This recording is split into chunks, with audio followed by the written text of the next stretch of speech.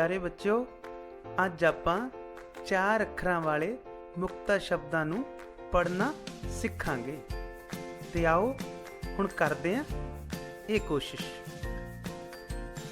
क स र त कसरत।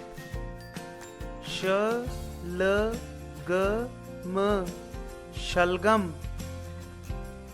प र ब त पर्वत। द र ख त दरखत। ब र त न बर्तन। अ द र क अदरक। अ च क न अचकन। श र व त शरबत। ग र द न गर्दन। अ र ज न अर्जन।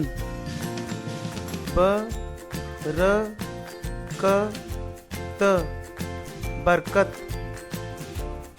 ब च प न बचपन। ह र द म हरदम। ट म ट म टमटम। श स त र शस्त्र।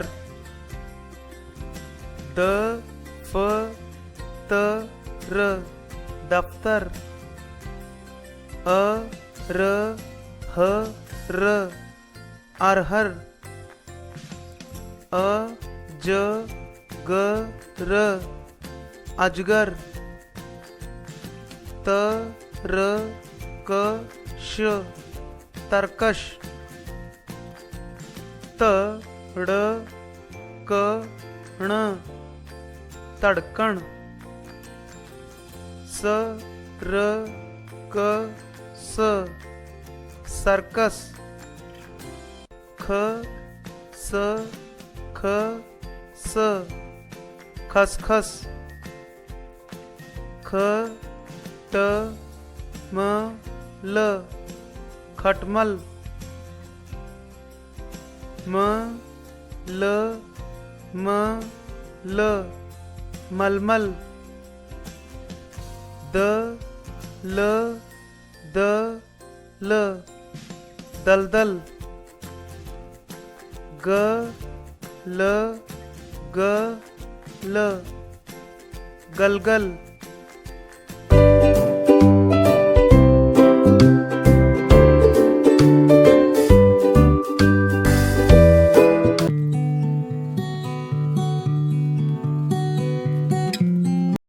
सत श्री अकाल प्यारे बच्चों, की हाल चाल है जी। हाँ जी बच्चों, घर च आप सारे स्टापू तो खेडते ही हैं ना, सारे ने खेडिया होया है। तो अज मैं तुहाडे लिए एक खेड लैके आया स्टापू। पर यह स्टापू इदां दा कि जिहदे आप खेड दे नाल नाल संख्यावां बारे भी सीखांगे। तो मेरे कोल स्टापू बनाया होया है जिहदे विच मैं 1 तो लैके 20 तक संख्यावां लिखियां होईयां ने, तुहानूं दिस रहीआं ने 1 तो लैके 20 तक। तो एक बच्चा मेरे कोल खड़ा जिहड़ा कि इस गिट्टी नूं सुट्टेगा। जिहड़ी संख्या ते गिट्टी डिगेगी बच्चा पहला बोल के दसेगा कि कितनी संख्या हैगी है। तो उस तो बाद बच्चा छाल लगाउंदा होया उत्थे पहुंचेगा। फिर गिट्टी नूं चुक के उस तरह छाल लगाउंदा होया वापस अपनी जगह ते आएगा। हाँ जी करिए शुरू। हुण मैं गिट्टी दिना कि बच्चा तुहानूं खेड के दिखाएगा। हाँ जी तैयार हो बेटा? हाँ जी गिट्टी घुमाओ, सुटते जाओ, संख्या जो आए दसदे जाओ। किहड़ी संख्या ते गिट्टी डिगी है? 14। किन्ने ते? 14। Very good. 1 2 3 4 5 6 7 8 9 10 11 12 13 14। 14 शाबाश। 14 ते आ गए। हुण की करना आपां इहनूं इसे तरह वापस। हाँ जी 14 13 12 11 10 9 8 7 6 3 5 शाबाश 4 3 2 1। Very good. ਹਾਂਜੀ ਹੁਣ ਬੱਚੇ ਦੀ ਜਿਹੜੀ ਗਿੱਟੀ ਡਿੱਗੀ ਸੀ ਸੰਖਿਆ 14 ਤੇ, ਬੱਚਾ ਛਾਲ ਲਗਾਉਂਦਾ ਹੋਇਆ 14 ਸੰਖਿਆ ਤੇ ਪਹੁੰਚਿਆ ਤੇ ਉੱਥੋਂ ਫਿਰ ਵਾਪਸ ਸੰਖਿਆ 1 ਤੇ ਪਹੁੰਚਿਆ। ਤਾਂ ਇਸ ਤਰੀਕੇ ਨਾਲ ਤੁਸੀਂ ਸੰਖਿਆਵਾਂ ਦੀ ਪਹਿਚਾਣ ਸਿੱਖ ਸਕਦੇ ਹੋ।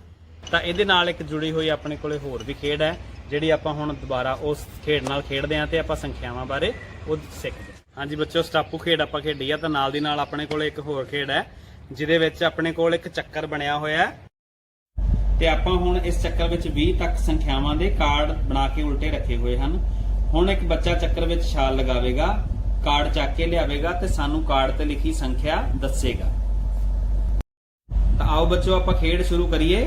ਛਾਲ ਮਾਰੋ, ਕਾਰਡ ਲਿਆਓ, ਸੰਖਿਆ ਜੋ ਆਵੇ ਦੱਸਦੇ ਜਾਓ।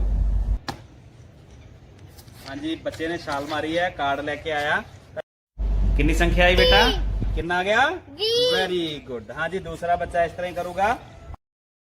ਛਾਲ ਮਾਰੋ, ਕਾਰਡ ਲਿਆਓ, ਸੰਖਿਆ ਜੋ ਆਏ ਦੱਸਦੇ ਜਾਓ। ਹਾਂਜੀ ਬੱਚੇ ਨੇ ਕਾਰਡ ਚੁੱਕਿਆ, ਬਾਹਰ ਆ ਗਿਆ। ਹਾਂਜੀ ਬੇਟਾ ਕਿੰਨਾ ਹੈ? 18। ਹਾਂਜੀ ਵੈਰੀ ਗੁੱਡ। ਹਾਂਜੀ ਤੀਸਰਾ ਬੱਚਾ, ਤੁਸੀਂ ਤਿਆਰ ਹੋ? ਛਾਲ ਮਾਰੋ, ਕਾਰਡ ਲਿਆਓ, ਸੰਖਿਆ ਜੋ ਆਏ ਦੱਸਦੇ ਜਾਓ। ਹਾਂਜੀ ਸ਼ਾਬਾਸ਼। ਕਿੰਨਾ ਆ ਗਿਆ? 15। ਹੁਣ ਅਸੀਂ ਦੇਖਿਆ ਕਿ ਬੱਚਿਆਂ ਨੇ ਖੇਡ ਵਿੱਚ 1 ਤੋਂ 20 ਤੱਕ ਦੀਆਂ ਸੰਖਿਆਵਾਂ ਬਾਰੇ ਜਾਣਕਾਰੀ ਹਾਸਲ ਕੀਤੀ ਹੈ। ਇਸ ਤਰ੍ਹਾਂ ਹੀ 1 ਤੋਂ 20 ਤੱਕ ਦੀਆਂ ਸੰਖਿਆਵਾਂ ਦੇ ਕਾਰਡ ਘਰ ਵਿੱਚ ਬਣਾ ਕੇ ਖੇਡ ਵਿੱਚ ਬੱਚਿਆਂ ਨੂੰ 20 ਤੱਕ ਦੀਆਂ ਸੰਖਿਆਵਾਂ ਸਿਖਾ ਸਕਦੇ ਹਾਂ ਅਤੇ ਸੰਖਿਆਵਾਂ ਦੇ ਸਹੀ ਕ੍ਰਮ ਬਾਰੇ ਵੀ ਜਾਣਕਾਰੀ ਦਿੱਤੀ ਜਾ ਸਕਦੀ ਹੈ। 1 2 3 4 5 6 7 8 9 10 11 12 13 14 15 16 17 18 19 20। ਇਸ ਤਰ੍ਹਾਂ ਬੱਚਿਓ ਤੁਸੀਂ ਘਰ ਵਿੱਚ ਖੇਡ ਵਿੱਚ ਹੀ 1 ਤੋਂ 20 ਤੱਕ ਦੀਆਂ ਸੰਖਿਆਵਾਂ ਸਿੱਖਣੀਆਂ ਹਨ। ਧੰਨਵਾਦ।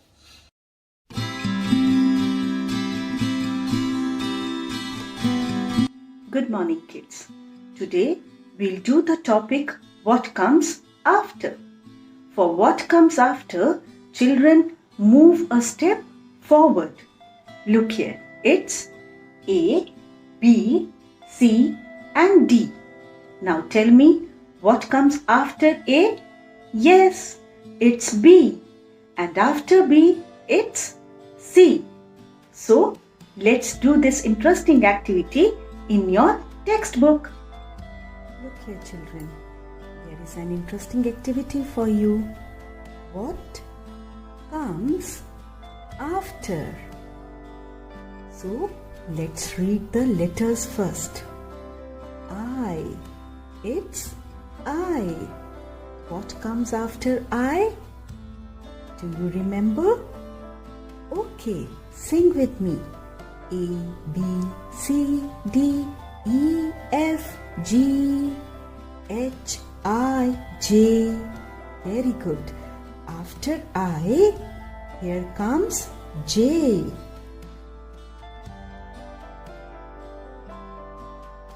Let's repeat. I, J. I, J. Very good, students. Now, let's see the another letter. What comes after C? Yes, children. D comes after C. It's D.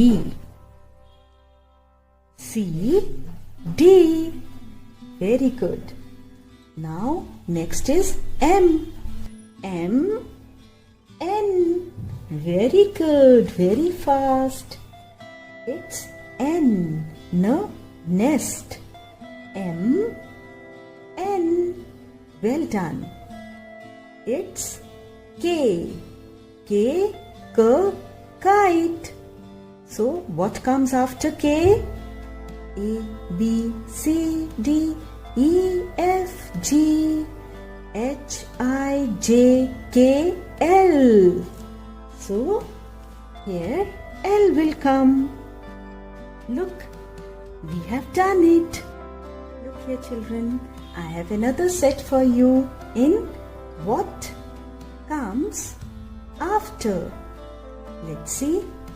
It's E. What comes after E? E, F. Very good. Let's repeat. E, F. It's J. What comes after J? A, B, C, D, E, F, G, H, I, J, K. Well done.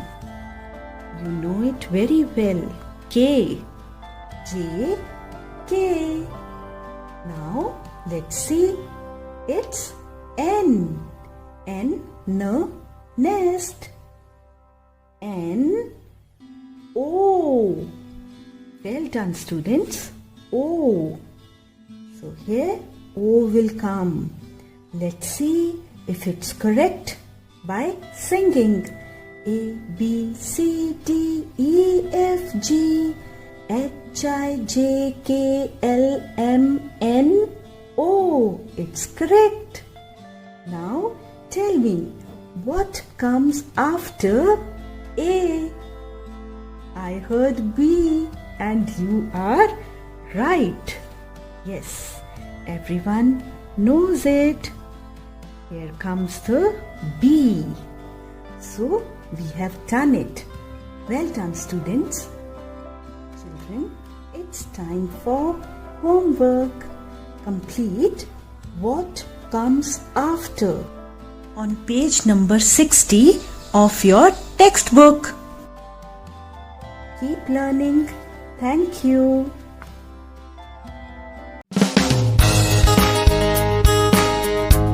पहली जमात ਦੇ ਬਹੁਤ ਹੀ ਪੀਵੇ ਤੇ ਪਿਆਰੇ ਪਿਆਰੇ ਬੱਚਿਓ, ਸਤਿ ਸ਼੍ਰੀ ਅਕਾਲ ਜੀ। ਪਿਆਰੇ ਬੱਚਿਓ, ਅਸੀਂ ਪਿਛਲੀਆਂ ਜਮਾਤਾਂ ਦੇ ਵਿੱਚ ਸਿੱਖ ਰਹੇ ਹਾਂ ਕਿ ਸਾਨੂੰ ਆਪਣੇ ਪਰਿਵਾਰ ਦੇ ਨਾਲ, ਪੰਛੀਆਂ ਜਾਨਵਰਾਂ ਦੇ ਨਾਲ ਪਿਆਰ ਕਰਨਾ ਚਾਹੀਦਾ ਹੈ, ਇਹਨਾਂ ਦਾ ਸਤਿਕਾਰ ਕਰਨਾ ਚਾਹੀਦਾ ਹੈ। ਬੱਚਿਓ, ਅੱਜ ਦੀ ਜਮਾਤ ਦੇ ਵਿੱਚ ਅਸੀਂ ਸਿੱਖਾਂਗੇ ਤੇ ਦੇਖਾਂਗੇ ਕਿ ਸਾਡੇ ਪਰਿਵਾਰ ਤੋਂ ਅਸੀਂ ਕਿਹੜੀਆਂ-ਕਿਹੜੀਆਂ ਚੰਗੀਆਂ ਆਦਤਾਂ ਨੂੰ ਸਿੱਖਿਆ ਤੇ ਅਪਣਾਇਆ ਹੈ। ਪਰ ਬੱਚਿਓ, ਇਹ ਗੱਲਾਂ ਤੁਹਾਨੂੰ ਸਾਡੇ ਮੈਡਮ ਜੀ ਕਰਨਗੇ। ਪਿਛਲੀ ਜਮਾਤ ਵਿੱਚ ਮਿਲੇ ਸੀ ਨਾ ਮੈਡਮ ਜੀ, ਅੱਜ ਵੀ ਮੈਡਮ ਜੀ ਮਿਲਣਗੇ। ਤੁਸੀਂ ਝਟਪਟ ਜਵਾਬ ਦੇਣੇ ਨੇ। ਚਲੋ ਬੱਚਿਓ, ਫਿਰ ਚੱਲਦੇ ਹਾਂ ਮੈਡਮ ਜੀ ਕੋਲ। ਹਾਂਜੀ ਪਿਆਰੇ ਬੱਚਿਓ, ਅੱਜ ਅਸੀਂ ਦੇਖਾਂਗੇ ਕਿ ਅਸੀਂ ਆਪਣੇ ਪਰਿਵਾਰ ਤੋਂ ਕਿਹੜੀਆਂ-ਕਿਹੜੀਆਂ ਚੰਗੀਆਂ ਗੱਲਾਂ ਸਿੱਖਦੇ ਹਾਂ ਤੇ ਕਿਹੜੀਆਂ ਗੱਲਾਂ ਹਨ ਜਿਹੜੀਆਂ ਸਾਨੂੰ ਨਹੀਂ ਅਪਣਾਉਣੀਆਂ ਚਾਹੀਦੀਆਂ ਹਾਂ। ਭਾਵ ਮੈਂ ਕੀ ਕਰਾਂ ਤੇ ਕੀ ਨਾ ਕਰਾਂ। ਤੇ ਪਿਆਰੇ ਬੱਚਿਓ, ਇਹਨਾਂ ਨੂੰ ਅਸੀਂ ਤਸਵੀਰਾਂ ਦੇ ਰਾਹੀਂ ਦੇਖਦੇ ਹਾਂ। ਬੱਚਿਓ, ਤੁਸੀਂ ਧਿਆਨ ਨਾਲ ਦੇਖਣਾ ਹੈ ਜੀ। ਦੇਖੋ ਬੱਚਿਓ, ਤਸਵੀਰ ਵਿੱਚ ਇੱਕ ਬੱਚੇ ਨੇ ਦੂਜੇ ਬੱਚੇ ਕੋਲੋਂ ਪੁੱਛ ਕੇ ਟੌਫੀ ਲਈ ਹੈ। ਤੇ ਬੱਚਿਓ, ਇਹ ਤਾਂ ਚੰਗੀ ਆਦਤ ਹੈ। ਸਾਨੂੰ ਕੋਈ ਵੀ ਚੀਜ਼ ਕਿਸੇ ਤੋਂ ਲੈਣ ਵੇਲੇ ਪਹਿਲਾਂ ਪੁੱਛਣਾ ਚਾਹੀਦਾ ਹੈ। ਠੀਕ ਹੈ ਜੀ। ਹੁਣ ਅਗਲੀ ਤਸਵੀਰ ਦੇਖਦੇ ਹਾਂ ਜੀ। ਦੇਖੋ ਬੱਚਿਓ, ਇਸ ਤਸਵੀਰ ਵਿੱਚ ਇੱਕ ਬੱਚਾ ਫੁੱਲ ਤੋੜ ਰਿਹਾ ਹੈ। ਬੱਚਿਓ, ਤੁਸੀਂ ਦੱਸੋ, ਕੀ ਫੁੱਲ ਤੋੜਨਾ ਚੰਗੀ ਗੱਲ ਹੈ? ਖਿੜੇ ਫੁੱਲ ਕਿੰਨੇ ਸੋਹਣੇ ਲੱਗਦੇ ਹਨ। ਸੋ ਬੱਚਿਓ, ਫੁੱਲ ਤੋੜਨਾ ਤਾਂ ਮਾੜੀ ਆਦਤ ਹੈ। ਦੇਖੋ ਬੱਚਿਓ, ਇੱਥੇ ਦੋਵੇਂ ਬੱਚੇ ਪੌਦਾ ਲਗਾ ਰਹੇ ਹਨ ਤੇ ਪੌਦਾ ਲਗਾਉਣਾ ਤਾਂ ਬਹੁਤ ਚੰਗੀ ਗੱਲ ਹੈ। ਸੋ ਬੱਚਿਓ, ਤੁਸੀਂ ਸਾਰੇ ਵੀ ਪੌਦੇ ਲਾਇਆ ਕਰੋ। ਦੇਖੋ ਬੱਚਿਓ, ਇੱਥੇ ਇੱਕ ਬੱਚਾ ਦੂਜੇ ਕੋਲੋਂ ਚੀਜ਼ ਖੋ ਰਿਹਾ ਹੈ ਤੇ ਲੁਕੋ ਰਿਹਾ ਹੈ। ਬੱਚਿਓ, ਇਹ ਤਾਂ ਬਹੁਤ ਮਾੜੀ ਆਦਤ ਹੈ। ਸਾਨੂੰ ਕੋਈ ਵੀ ਚੀਜ਼ ਸਾਰਿਆਂ ਦੇ ਨਾਲ ਮਿਲ ਕੇ ਵੰਡ ਕੇ ਖਾਣੀ ਚਾਹੀਦੀ ਹੈ। ਸੋ ਬੱਚਿਓ, ਸਾਨੂੰ ਕਦੇ ਵੀ ਅਜਿਹਾ ਨਹੀਂ ਕਰਨਾ ਚਾਹੀਦਾ। ਦੇਖੋ ਬੱਚਿਓ, ਹੁਣ ਇੱਕ ਬੱਚਾ ਜਾਨਵਰ ਨੂੰ ਕਿੰਨਾ ਪਿਆਰ ਕਰ ਰਿਹਾ ਹੈ ਅਤੇ ਦੂਸਰੀ ਤਸਵੀਰ ਦੇ ਵਿੱਚ ਬੱਚਾ ਜਾਨਵਰ ਨੂੰ ਘੂਰ ਰਿਹਾ ਹੈ। ਸੋ ਬੱਚਿਓ, ਸਾਨੂੰ ਕੀ ਕਰਨਾ ਚਾਹੀਦਾ ਹੈ? ਸਾਨੂੰ ਜਾਨਵਰ ਨੂੰ ਪਿਆਰ ਕਰਨਾ ਚਾਹੀਦਾ ਹੈ। ਹੁਣ ਦੇਖੋ ਬੱਚਿਓ, ਇੱਥੇ ਬੱਚੇ ਬਜ਼ੁਰਗ ਦੀ ਮਦਦ ਕਰ ਰਹੇ ਹਨ। ਸੋ ਬੱਚਿਓ, ਸਾਨੂੰ ਆਪਣੇ ਬਜ਼ੁਰਗਾਂ ਦੀ ਮਦਦ ਕਰਨੀ ਚਾਹੀਦੀ ਹੈ। ਬੱਚਿਓ, ਸਾਨੂੰ ਹਮੇਸ਼ਾ ਆਪਣੇ ਦੋਸਤਾਂ ਮਿੱਤਰਾਂ ਦੀ ਲੋੜ ਪੈਣ 'ਤੇ ਸਹਾਇਤਾ ਕਰਨੀ ਚਾਹੀਦੀ ਹੈ। ਬੱਚਿਓ, ਇਹ ਗੱਲਾਂ ਅਸੀਂ ਖੇਡ ਵਿੱਚ ਵੀ ਸਿੱਖ ਸਕਦੇ ਹਾਂ। ਤੁਸੀਂ ਵੀ ਜ਼ਰੂਰ ਖੇਡ ਕੇ ਸਿੱਖਣਾ ਜੀ। ਹਾਂਜੀ ਬੀਬੇ ਬੱਚਿਓ, ਦੇਖਿਆ ਮੈਡਮ ਜੀ ਨੇ ਕਿੰਨੀਆਂ ਚੰਗੀਆਂ ਗੱਲਾਂ ਸਿਖਾਈਆਂ। ਤੁਸੀਂ ਵੀ ਕਿੰਨੀਆਂ ਚੰਗੀਆਂ ਆਦਤਾਂ ਅਪਣਾਈਆਂ ਨੇ। ਬੱਚਿਓ, ਹੁਣ ਤੁਸੀਂ ਚੰਗੀਆਂ ਆਦਤਾਂ ਨੂੰ ਅਪਣਾਉਂਦੇ ਹੋਏ ਚੰਗੇ ਤੇ ਨੇਕ ਇਨਸਾਨ ਬਣਨਾ ਹੈ। ਬੱਚਿਓ, ਅਗਲੀ ਜਮਾਤ ਦੇ ਵਿੱਚ ਫੇਰ ਮਿਲਾਂਗੇ। ਤਦ ਤੱਕ ਲਈ ਧੰਨਵਾਦ ਜੀ।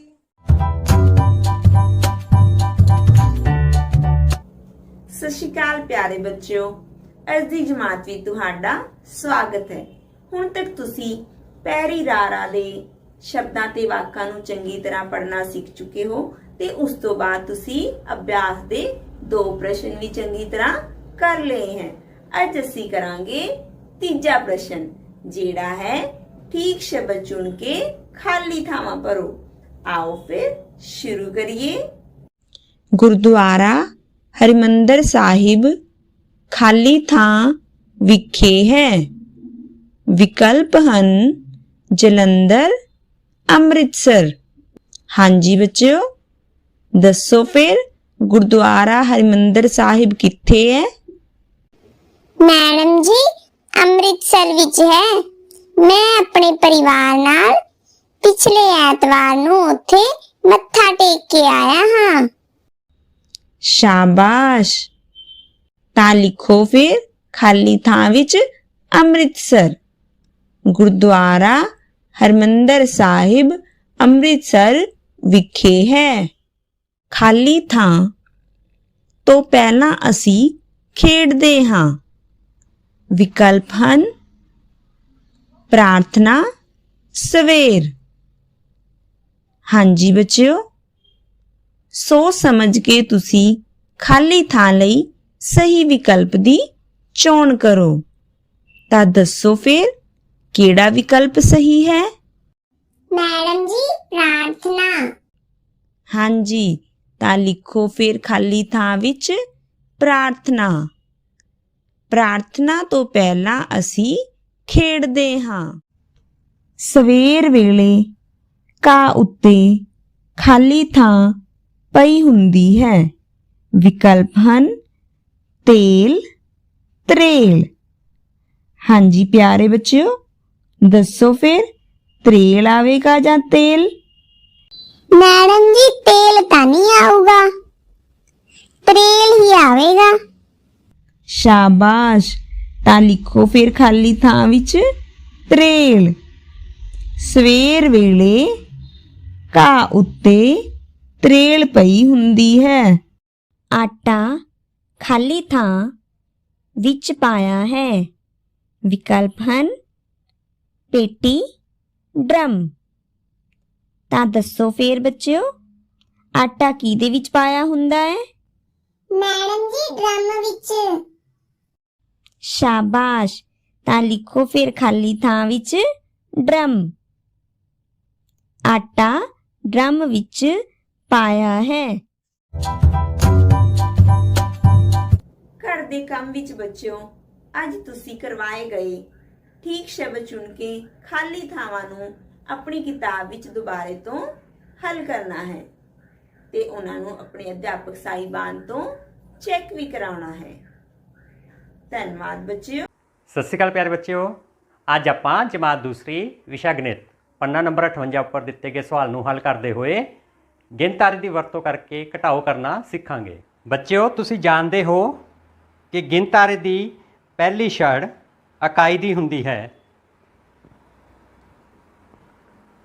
ਅਤੇ ਦੂਸਰੀ ਛੜ ਦਹਾਈ ਦੀ ਹੁੰਦੀ ਹੈ। ਬੱਚਿਓ, ਆਓ ਗਿਣੀਏ ਇਸ ਗਿਣਤਾਰੇ ਵਿੱਚ ਕਿੰਨੇ ਮੋਤੀ ਹਨ। ਪਹਿਲਾਂ ਅਸੀਂ ਇਕਾਈ ਦੀ ਛੜ ਵਾਲੇ ਮੋਤੀ ਗਿਣਾਂਗੇ। 1 2। ਇਕਾਈ ਦੀ ਛੜ ਵਿੱਚ 2 ਮੋਤੀ ਹਨ। ਇਸ ਦਾ ਮਤਲਬ ਹੈ 2 ਇਕਾਈਆਂ।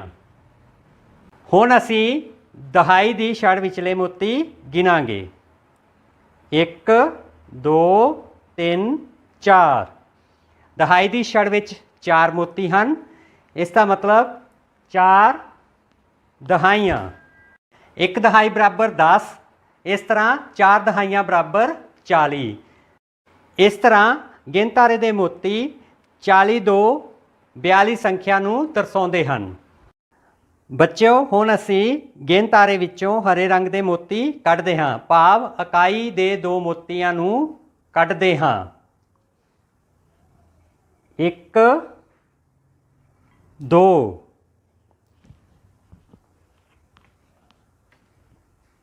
ਆਓ ਬੱਚਿਓ, ਹੁਣ ਅਸੀਂ ਇਕਾਈ ਦੇ ਛੜ ਵਿਚਲੇ ਮੋਤੀ ਗਿਣੀਏ।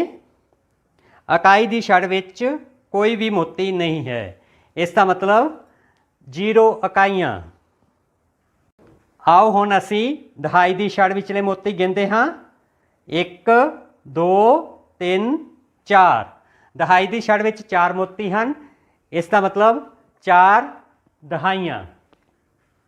1 ਦਹਾਈ ਬਰਾਬਰ 10। 4 ਦਹਾਈਆਂ ਬਰਾਬਰ 40। ਬੱਚਿਓ ਇਸ ਤਰ੍ਹਾਂ 42 ਮੋਤੀਆਂ ਵਿੱਚੋਂ 2 ਮੋਤੀ ਕੱਢ ਲਈਏ ਤਾਂ 40 ਮੋਤੀ ਰਹਿ ਗਏ। ਬੱਚਿਓ ਘਰ ਦੇ ਕੰਮ ਵਿੱਚ ਤੁਸੀਂ ਪੰਨਾ ਨੰਬਰ 60 ਉੱਪਰ ਦਿੱਤੇ ਗਏ ਸਵਾਲ ਨੂੰ ਹੱਲ ਕਰਨਾ ਹੈ। ਧੰਨਵਾਦ।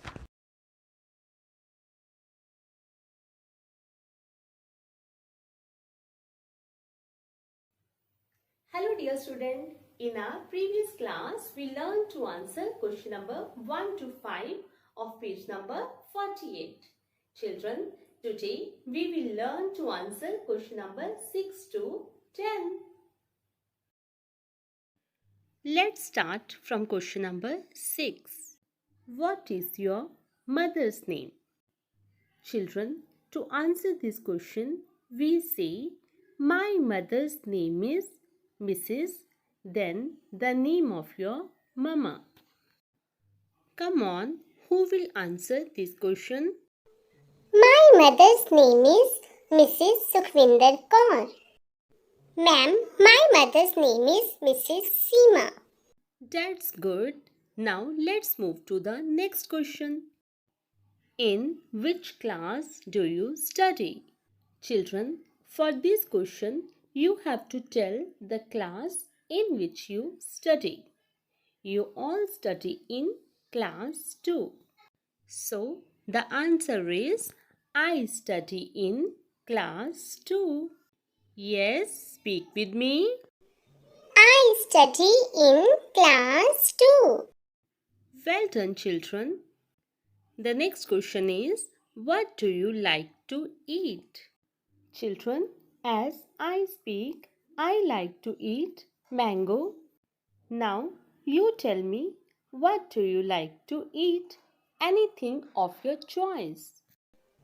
Ma'am, I like to eat ice cream. And ma'am, I like to eat chocolate. That's nice.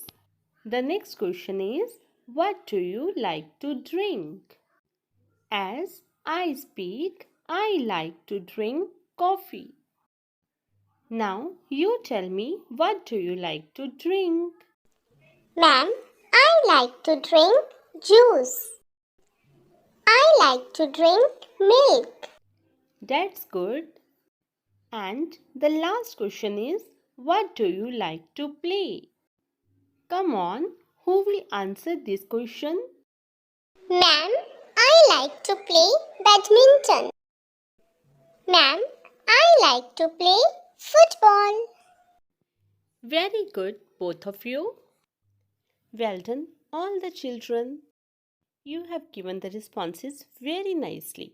Now, let's note down homework. Dear children, for your homework, practice to answer these questions with your friends. ਜਮਾਤ ਤੀਜੀ ਵਿਸ਼ਾ ਪੰਜਾਬੀ ਪਾਠ 8ਵਾਂ ਦੇਖੋ ਠਹਿਰੋ ਤੇ ਜਾਓ। ਪਿਆਰੇ ਵਿਦਿਆਰਥੀਓ, ਅਸੀਂ ਇਸ ਪਾਠ ਬਾਰੇ ਪਹਿਲਾਂ ਵੀ ਪੜ੍ਹ ਚੁੱਕੇ ਹਾਂ।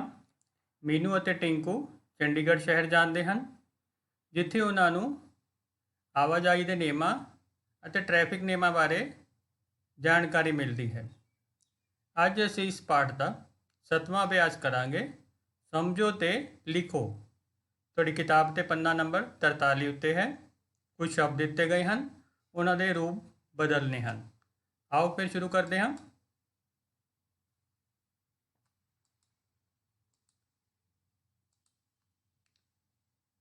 ਤੁਹਾਡੀ ਸਕਰੀਨ 'ਤੇ ਕੁਝ ਸ਼ਬਦ ਦਿਖ ਰਹੇ ਹਨ।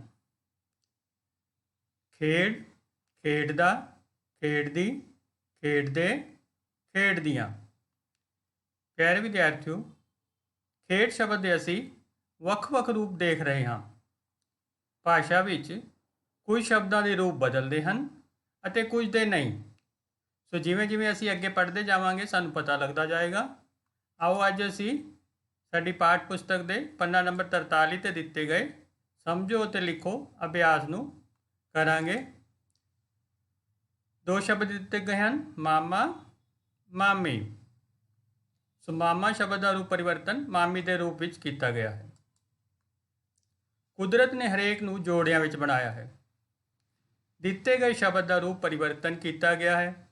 ਹੁਣ ਅਸੀਂ ਇਹ ਸਮਝਣਾ ਹੈ ਕਿ ਇਸ ਦਾ ਰੂਪ ਪਰਿਵਰਤਨ ਕਿਸ ਪੱਖ ਤੋਂ ਕੀਤਾ ਗਿਆ ਹੈ। ਮਾਮਾ ਸ਼ਬਦ ਦਾ ਰੂਪ ਬਦਲ ਕੇ ਮਾਮੀ ਬਣਾਇਆ ਗਿਆ ਹੈ। ਮਾਮਾ ਪੁਰਖਵਾਚਕ ਹੈ ਅਤੇ ਮਾਮੀ ਇਸਤਰੀਵਾਚਕ ਸ਼ਬਦ ਹੈ।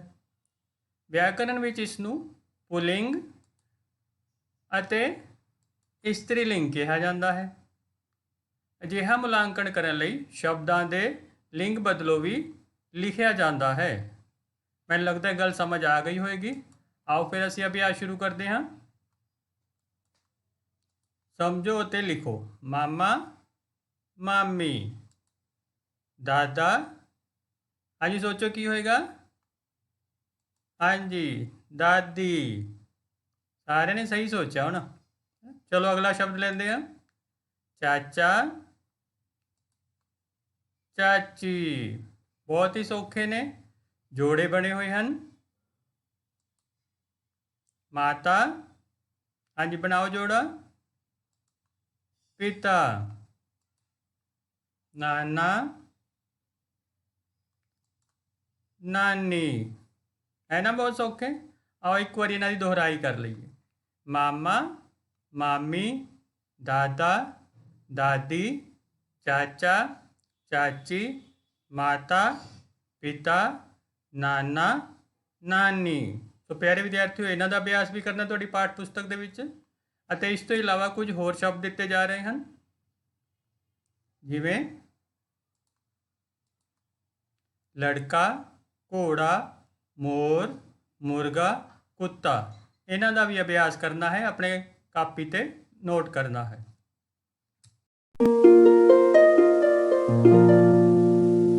ਪਿਆਰੇ ਬੱਚਿਓ, ਸਤਿ ਸ਼੍ਰੀ ਅਕਾਲ। ਅੱਜ ਆਪਾਂ ਜਮਾਤ ਤੀਸਰੀ ਵਿਸ਼ਾ ਗਣਿਤ ਬਹੁ ਵਿਕਲਪਿਕ ਪ੍ਰਸ਼ਨ, ਜਿਨ੍ਹਾਂ ਨੂੰ MCQ ਵੀ ਕਹਿੰਦੇ ਹਨ, ਹੱਲ ਕਰਾਂਗੇ। ਜੋੜਨ ਤੋਂ ਬਾਅਦ ਦਹਾਈ ਦੇ ਸਥਾਨ ਤੇ ਅੰਕ ਦਾ ਸਥਾਨਕ ਮੁੱਲ ਦੱਸੋ। ਬੱਚਿਓ, ਤਸਵੀਰ ਵਿੱਚ ਡੱਬੇ ਦਿਖਾਏ ਗਏ ਹਨ ਅਤੇ ਇਸ ਪ੍ਰਸ਼ਨ ਦੇ 4 ਉੱਤਰ ਦਿੱਤੇ ਗਏ ਹਨ। ਇੱਕ ਇੱਕ ਡੱਬੇ ਨੂੰ ਇਕਾਈਆਂ ਕਿਹਾ ਜਾਂਦਾ ਹੈ ਅਤੇ 10 ਇਕਾਈਆਂ ਮਿਲ ਕੇ ਇੱਕ ਦਹਾਈ ਬਣਾਉਂਦੀਆਂ ਹਨ। ਬੱਚਿਓ, ਤਸਵੀਰ ਦੇ ਖੱਬੇ ਪਾਸੇ ਕਿੰਨੀਆਂ ਇਕਾਈਆਂ ਅਤੇ ਕਿੰਨੀਆਂ ਦਹਾਈਆਂ ਹਨ? ਹਾਂਜੀ, ਇੱਕ ਇਕਾਈ ਅਤੇ ਇੱਕ ਦਹਾਈ।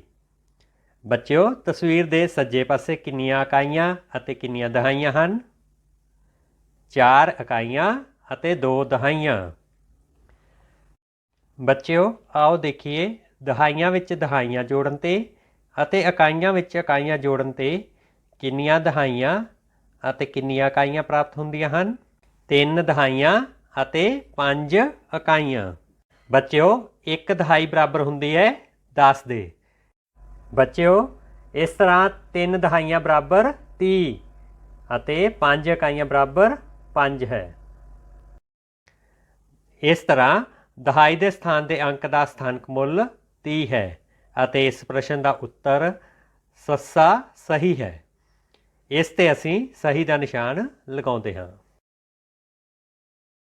ਛੱਡੀਆਂ ਹੋਈਆਂ ਸੰਖਿਆਵਾਂ ਦਾ ਪਤਾ ਲਗਾ ਕੇ ਸਹੀ ਉੱਤਰ ਚੁਣੋ।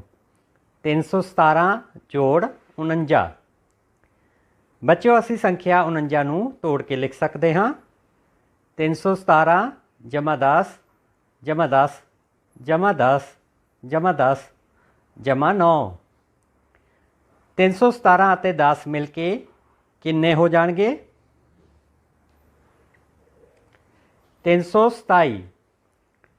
327 ਅਤੇ 10 ਮਿਲ ਕੇ ਕਿੰਨੇ ਹੋ ਜਾਣਗੇ? 337। ਬੱਚਿਓ, 337 ਅਤੇ 10 ਮਿਲ ਕੇ ਕਿੰਨੇ ਹੋਣਗੇ? 347। 347 ਅਤੇ 10 ਮਿਲ ਕੇ ਕਿੰਨੇ ਹੋਣਗੇ?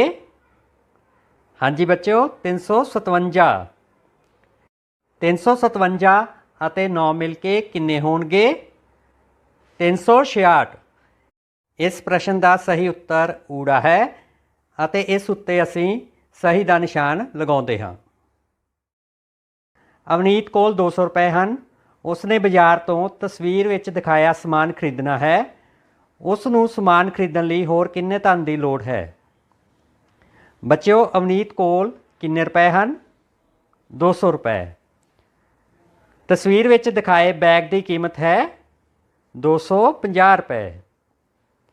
ਇਸੇ ਤਰ੍ਹਾਂ ਤਸਵੀਰ ਵਿੱਚ ਦਿਖਾਈ ਗਈ ਪਾਣੀ ਵਾਲੀ ਬੋਤਲ ਦੀ ਕੀਮਤ ਹੈ 150 ਰੁਪਏ। ਬੱਚਿਓ ਦੋਵਾਂ ਵਸਤੂਆਂ ਦੀ ਸਾਰੀ ਕੀਮਤ ਕਿੰਨੀ ਹੈ? ਆਓ ਗਿਣੀਏ। 100, 200, 250, 350, 400। ਦੋਵਾਂ ਵਸਤੂਆਂ ਦੀ ਸਾਰੀ ਕੀਮਤ 400 ਰੁਪਏ ਹੈ। ਅਵਨੀਤ ਨੂੰ ਸਮਾਨ ਖਰੀਦਣ ਲਈ 400 ਰੁਪਏ ਚਾਹੀਦੇ ਹਨ। ਅਵਨੀਤ ਕੋਲ ਪਹਿਲਾਂ ਕਿੰਨੇ ਰੁਪਏ ਹਨ? ਅਵਨੀਤ ਕੋਲ ਪਹਿਲਾਂ 200 ਰੁਪਏ ਹਨ। ਜੇਕਰ ਉਸ ਨੂੰ 100 ਰੁਪਏ ਹੋਰ ਮਿਲ ਜਾਣ ਤਾਂ ਉਸ ਕੋਲ ਕਿੰਨੇ ਰੁਪਏ ਹੋ ਜਾਣਗੇ? ਹਾਂਜੀ, ਉਸ ਕੋਲ 300 ਰੁਪਏ ਹੋ ਜਾਣਗੇ। ਜੇਕਰ ਉਸ ਨੂੰ 100 ਰੁਪਏ ਹੋਰ ਮਿਲ ਜਾਣ ਤਾਂ ਉਸ ਕੋਲ ਸਾਰੇ ਰੁਪਏ ਕਿੰਨੇ ਹੋ ਜਾਣਗੇ? ਹਾਂਜੀ, ਅਵਨੀਤ ਕੋਲ ਸਾਰੇ ਰੁਪਏ 400 ਹੋ ਜਾਣਗੇ। ਇਸ ਤਰ੍ਹਾਂ ਅਵਨੀਤ ਨੂੰ ਤਸਵੀਰ ਵਿੱਚ ਦਿਖਾਏ ਗਏ ਸਮਾਨ ਨੂੰ ਖਰੀਦਣ ਲਈ 200 ਰੁਪਏ ਹੋਰ ਚਾਹੀਦੇ ਹਨ। ਇਸ ਪ੍ਰਸ਼ਨ ਦਾ ਸਹੀ ਉੱਤਰ ਊੜਾ ਹੈ ਅਤੇ ਇਸ ਤੇ ਅਸੀਂ ਸਹੀ ਦਾ ਨਿਸ਼ਾਨ ਲਗਾਉਂਦੇ ਹਾਂ। ਬੱਚਿਓ ਘਰ ਦੇ ਕੰਮ ਵਿੱਚ ਤੁਸੀਂ ਬਹੁ ਵਿਕਲਪਿਕ ਪ੍ਰਸ਼ਨਾਂ ਦਾ ਅਭਿਆਸ ਕਰਨਾ ਹੈ। ਧੰਨਵਾਦ।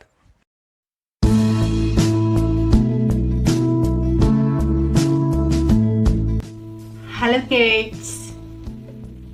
Let's do subpart C. Rewrite the following sentences. Means we will write here these sentences again by replacing is, are with was, were. Let's see what is replacing. Yes, here is the pen. Let's replace it with this pencil. Pick up the pen and place the pencil here. So, we have replaced the pen with the pencil. Now, we are replacing is with was. Okay? Now, let's find out is and are in these sentences. Yes, here are. Now we will remove is and are from here and put was or were accordingly. Let's start. Birds. Tell me, is it plural or singular? Yes, only one or more than one. Yes, here are many birds. Bird singular, birds plural. So, which option we will choose? Was or were? Were. Because we have already read, we use were with plural. Birds were chirping. Next, the sun. It is 1 in number. And we have already learnt we use was with singular. So, the sun was shining. Next, the cow. It is 1 in number. So, we will write here was. The cow was sleeping. The flowers. Flower singular, flowers plural. So the flowers were fresh. Likewise, the roots were dry. Roots. Was with singular and were with plural. So, what we have learnt is will be replaced by was. The sun was shining, the cow was sleeping. And are will be replaced by were. Birds were chirping, the flowers were fresh, the roots were dry. It's time for homework. Rewrite these sentences by replacing is, are with was, were. Bye bye. See you soon. ਤੀਜੀ ਜਮਾਤ ਦੇ ਪਿਆਰੇ ਬੱਚਿਓ, ਵਿਸ਼ਾ ਵਾਤਾਵਰਣ ਸਿੱਖਿਆ ਵਿੱਚ ਅੱਜ ਆਪਾਂ ਪਾਠ 9ਵਾਂ ਪੜਾਂਗੇ, ਜਿਸ ਦਾ ਨਾਂ ਹੈ ਭੋਜਨ ਪਕਾਈਏ ਅਤੇ ਖਾਈਏ। ਬੱਚਿਓ, ਜਿਵੇਂ ਤੁਸੀਂ ਜਾਣਦੇ ਹੋ ਕਿ ਭੋਜਨ ਸਾਡੇ ਜਿਉਂਦੇ ਰਹਿਣ ਲਈ ਬਹੁਤ ਜ਼ਰੂਰੀ ਹੈ। ਇਹ ਭੋਜਨ ਸਾਨੂੰ ਪੌਦਿਆਂ ਅਤੇ ਜਾਨਵਰਾਂ ਤੋਂ ਪ੍ਰਾਪਤ ਹੁੰਦਾ ਹੈ।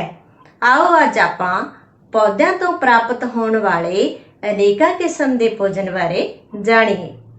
ਬੱਚਿਓ, ਫਲ ਅਤੇ ਸਬਜ਼ੀਆਂ ਸਾਡੇ ਭੋਜਨ ਦਾ ਮੁੱਖ ਹਿੱਸਾ ਹਨ, ਜੋ ਸਾਨੂੰ ਪੌਦਿਆਂ ਤੋਂ ਹੀ ਪ੍ਰਾਪਤ ਹੁੰਦੇ ਹਨ। ਗਰਮੀ ਤੇ ਸਰਦੀ ਦੀ ਰੁੱਤ ਵਿੱਚ ਵੱਖ-ਵੱਖ ਸਬਜ਼ੀਆਂ ਦੀ ਪੈਦਾਵਾਰ ਹੁੰਦੀ ਹੈ। ਵੇਖੋ ਬੱਚਿਓ, ਇਹ ਗਰਮੀ ਰੁੱਤ ਦੀਆਂ ਸਬਜ਼ੀਆਂ ਹਨ, ਜਿਵੇਂ ਬੈਂਗਣ, ਭਿੰਡੀ, ਕੱਦੂ, ਕਰੇਲਾ, ਸ਼ਿਮਲਾ ਮਿਰਚ। ਇਸੇ ਤਰ੍ਹਾਂ ਇਹ ਸਰਦੀ ਰੁੱਤ ਦੀਆਂ ਸਬਜ਼ੀਆਂ ਹਨ, ਜਿਵੇਂ ਬੰਦ ਗੋਭੀ, ਸ਼ਲਗਮ, ਚੁਕੰਦਰ, ਮਟਰ, ਫੁੱਲ ਗੋਭੀ, ਗਾਜਰ। ਇਹਨਾਂ ਤੋਂ ਇਲਾਵਾ ਹੋਰ ਵੀ ਬਹੁਤ ਸਾਰੀਆਂ ਸਬਜ਼ੀਆਂ ਸਾਨੂੰ ਵੱਖ-ਵੱਖ ਰੁੱਤਾਂ ਵਿੱਚ ਪੌਦਿਆਂ ਤੋਂ ਮਿਲਦੀਆਂ ਹਨ। ਬੇਟਾ, ਬਹੁਤ ਸਾਰੀਆਂ ਸਬਜ਼ੀਆਂ ਅਸੀਂ ਪਕਾ ਕੇ ਹੀ ਖਾਂਦੇ ਹਾਂ, ਪਰ ਕੁਝ ਸਬਜ਼ੀਆਂ ਅਸੀਂ ਕੱਚੀਆਂ ਵੀ ਖਾਂਦੇ ਹਾਂ, ਜਿਵੇਂ ਗਾਜਰ, ਖੀਰਾ, ਟਮਾਟਰ, ਪਿਆਜ਼ ਆਦਿ। ਬੱਚਿਓ, ਸਬਜ਼ੀਆਂ ਦੀ ਤਰ੍ਹਾਂ ਫਲ ਵੀ ਸਾਨੂੰ ਰੁੱਤਾਂ ਅਨੁਸਾਰ ਪ੍ਰਾਪਤ ਹੁੰਦੇ ਨੇ। ਜਿਵੇਂ ਤੁਸੀਂ ਵੇਖ ਰਹੇ ਹੋ, ਆਲੂ ਬੁਖਾਰਾ, ਖਜੂਰ, ਅੰਬ, ਤਰਬੂਜ, ਜਾਮਣ, ਇਹ ਸਾਰੇ ਗਰਮੀ ਰੁੱਤ ਦੇ ਫਲ ਨੇ। ਇਸੇ ਤਰ੍ਹਾਂ ਸੇਬ, ਸੰਤਰਾ, ਅਨਾਰ, ਨਾਸ਼ਪਾਤੀ, ਇਹ ਸਾਰੇ ਸਰਦੀ ਰੁੱਤ ਦੇ ਫਲ ਨੇ।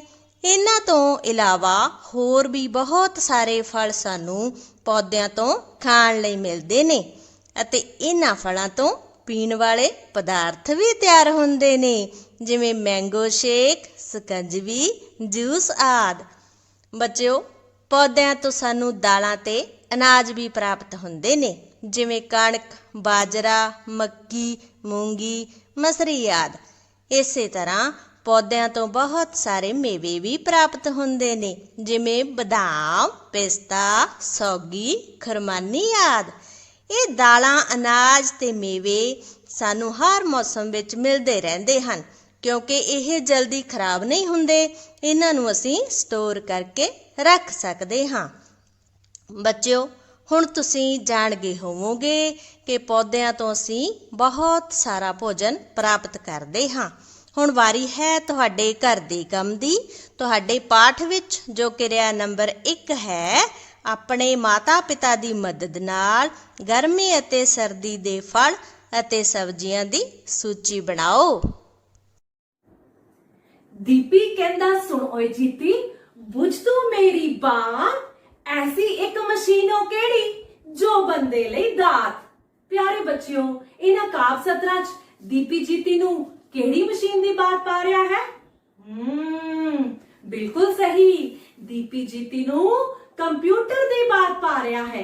ਤੇ ਆਓ ਫਿਰ ਅੱਜ ਅਸੀਂ ਚੌਥੀ ਕਲਾਸ ਦਾ 8ਵਾਂ ਪਾਠ ਬੁੱਝ ਤੂੰ ਮੇਰੀ ਬਾਤ, ਉਸ ਵਿੱਚੋਂ ਕੰਪਿਊਟਰ ਦੇ ਕੀ ਲਾਭ ਨੇ, ਉਹਨਾਂ ਦੀ ਮਾਈਂਡ ਮੈਪਿੰਗ ਕਰੀ। ਪਿਆਰੇ ਵਿਦਿਆਰਥੀਓ, ਜਿਵੇਂ ਕਿ ਤੁਸੀਂ ਜਾਣਦੇ ਹੋ ਕਿ ਅਜੋਕੇ ਸਮੇਂ ਵਿੱਚ ਕੰਪਿਊਟਰ ਸਿੱਖਣਾ ਹਰ ਇੱਕ ਲਈ ਬਹੁਤ ਜ਼ਰੂਰੀ ਹੈ, ਕਿਉਂਕਿ ਇਸ ਦੇ ਸਾਨੂੰ ਬਹੁਤ ਸਾਰੇ ਫਾਇਦੇ ਨੇ, ਜਿਸ ਨਾਲ ਸਾਡੇ ਕੰਮ ਜਲਦੀ ਤੇ ਘੱਟ ਸਮੇਂ ਵਿੱਚ ਹੋ ਜਾਂਦੇ ਹਨ। ਤੇ ਆਓ ਫਿਰ ਕੰਪਿਊਟਰ ਦੇ ਕੀ ਫਾਇਦੇ ਨੇ, ਉਹਨਾਂ ਦੀ ਮਾਈਂਡ ਮੈਪਿੰਗ ਕਰੀਏ। ਨੰਬਰ 1, ਸੂਚਨਾਵਾਂ ਸਟੋਰ ਕਰਨਾ। ਪਿਆਰੇ ਬੱਚਿਓ, ਅਸੀਂ ਜਾਣਦੇ ਹਾਂ ਕਿ ਸਾਡਾ ਦਿਮਾਗ ਕੁਝ ਸੀਮਤ ਜਾਣਕਾਰੀ ਹੀ ਯਾਦਾਸ਼ਤ ਦੇ ਤੌਰ ਤੇ ਆਪਣੇ ਵਿੱਚ ਸਟੋਰ ਕਰ ਸਕਦਾ ਹੈ, ਜਿਵੇਂ ਕੁਝ ਜ਼ਰੂਰੀ ਗੱਲਾਂ, ਜਾਣਕਾਰੀਆਂ ਜਾਂ ਸੂਚਨਾਵਾਂ ਸਾਨੂੰ ਸਮਾਂ ਪਾ ਕੇ ਭੁੱਲ ਜਾਂਦੀਆਂ ਹਨ। ਪਰ ਬੱਚਿਓ, ਕੰਪਿਊਟਰ ਦਾ ਦਿਮਾਗ ਤਾਂ ਮਨੁੱਖ ਨਾਲੋਂ ਬਹੁਤ ਤੇਜ਼ ਹੈ। ਇਸ ਵਿੱਚ ਦਾਖਲ ਕੀਤੀਆਂ ਸੂਚਨਾਵਾਂ ਨੂੰ ਇਹ ਹਮੇਸ਼ਾ ਆਪਣੇ ਦਿਮਾਗ ਵਿੱਚ ਸਟੋਰ ਕਰ ਲੈਂਦਾ ਹੈ ਤੇ ਲੋੜ ਪੈਣ ਤੇ ਸਾਡੀ ਮਦਦ ਵੀ ਕਰਦਾ ਹੈ। ਨੰਬਰ 2, ਤੇਜ਼ ਰਫ਼ਤਾਰ। ਮਨੁੱਖ ਦੁਆਰਾ ਕਈ ਸਾਲਾਂ ਤੱਕ ਕੀਤੇ ਜਾਣ ਵਾਲੇ ਕੰਮਾਂ ਨੂੰ ਕੰਪਿਊਟਰ ਕੁਝ ਘੰਟਿਆਂ ਵਿੱਚ ਹੀ ਪੂਰਾ ਕਰ ਲੈਂਦਾ ਹੈ, ਜਿਸ ਨਾਲ ਪੈਸੇ ਤੇ ਸਮੇਂ ਦੋਨਾਂ ਦੀ ਬਚਤ ਹੁੰਦੀ ਹੈ। ਨੰਬਰ 3, ਸਾਰਥਕ ਨਤੀਜੇ। ਬੱਚਿਓ, ਕੰਪਿਊਟਰ ਹਮੇਸ਼ਾ ਹੀ ਸਹੀ ਤੇ ਸਾਰਥਕ ਨਤੀਜੇ ਦਿੰਦਾ ਹੈ। ਪਰ ਇੱਥੇ ਇੱਕ ਗੱਲ ਯਾਦ ਰੱਖਣੀ ਚਾਹੀਦੀ ਹੈ, ਜੇਕਰ ਕੰਪਿਊਟਰ ਨੂੰ ਸਹੀ ਅੰਕੜੇ ਜਾਂ ਹਦਾਇਤਾਂ ਮੁਹੱਈਆ ਕਰਵਾਈਆਂ ਜਾਣ ਤਾਂ ਹੀ ਕੰਪਿਊਟਰ ਸਹੀ ਤੇ ਸਾਰਥਕ ਨਤੀਜੇ ਦੇਵੇਗਾ। ਬੱਚਿਓ, ਕੰਪਿਊਟਰ ਉਹੀ ਕਰਦਾ ਹੈ ਜੋ ਇਸ ਨੂੰ ਕਿਹਾ ਜਾਵੇ। ਨੰਬਰ 4, ਲਗਾਤਾਰ ਕੰਮ ਕਰਨਾ। ਬੱਚਿਓ, ਕੰਪਿਊਟਰ ਨੂੰ ਜੇਕਰ ਵਾਰ-ਵਾਰ ਦੁਹਰਾਇਆ ਜਾਣ ਵਾਲਾ ਕੰਮ ਦਿੱਤਾ ਜਾਵੇ ਤਾਂ ਇਹ ਕਦੇ ਵੀ ਅੱਕਦਾ ਜਾਂ ਥੱਕਦਾ ਨਹੀਂ। ਇਹ ਵੱਡੀਆਂ ਤੇ ਗੁੰਝਲਦਾਰ ਸਮੱਸਿਆਵਾਂ 1 ਸੈਕਿੰਡ ਵਿੱਚ ਹੱਲ ਕਰ ਸਕਦਾ ਹੈ ਤੇ ਘੰਟਿਆਂ ਬੱਧੀ ਬਿਨਾਂ ਰੁਕੇ ਕੰਮ ਕਰ ਸਕਦਾ ਹੈ। ਇਸ ਦੇ ਇਸੇ ਗੁਣ ਕਰਕੇ ਇਸ ਨੂੰ ਉਦਮੀ ਵੀ ਕਿਹਾ ਜਾਂਦਾ ਹੈ। ਨੰਬਰ 5, ਮਨੋਰੰਜਨ ਦਾ ਸਾਧਨ। ਬੱਚਿਓ, ਕੰਪਿਊਟਰ ਮਨੋਰੰਜਨ ਦਾ ਸਾਧਨ ਵੀ ਹੈ।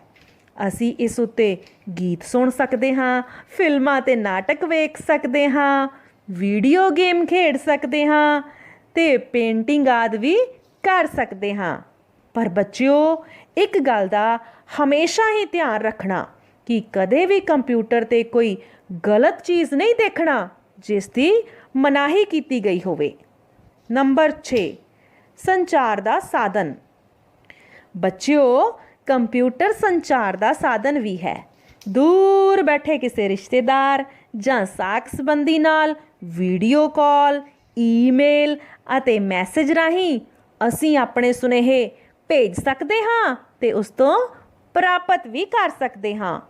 ਵੱਡੀਆਂ ਪ੍ਰਾਈਵੇਟ ਕੰਪਨੀਆਂ ਅਤੇ ਸਰਕਾਰੀ ਵਿਭਾਗ ਜਿਵੇਂ ਬੈਂਕਾਂ, police station, railway station, private ਦਫ਼ਤਰ, ਟੈਲੀਫੋਨ ਵਿਭਾਗ ਤੇ ਦੁਕਾਨਾਂ ਆਦਿ ਇਸੇ ਮਾਧਿਅਮ ਰਾਹੀਂ ਆਪਣੀ ਜਾਣਕਾਰੀ ਕਰੋੜਾਂ ਗ੍ਰਾਹਕਾਂ ਤੱਕ 1 ਸੈਕਿੰਡ ਵਿੱਚ ਸਾਂਝੀ ਕਰ ਸਕਦੇ ਹਨ।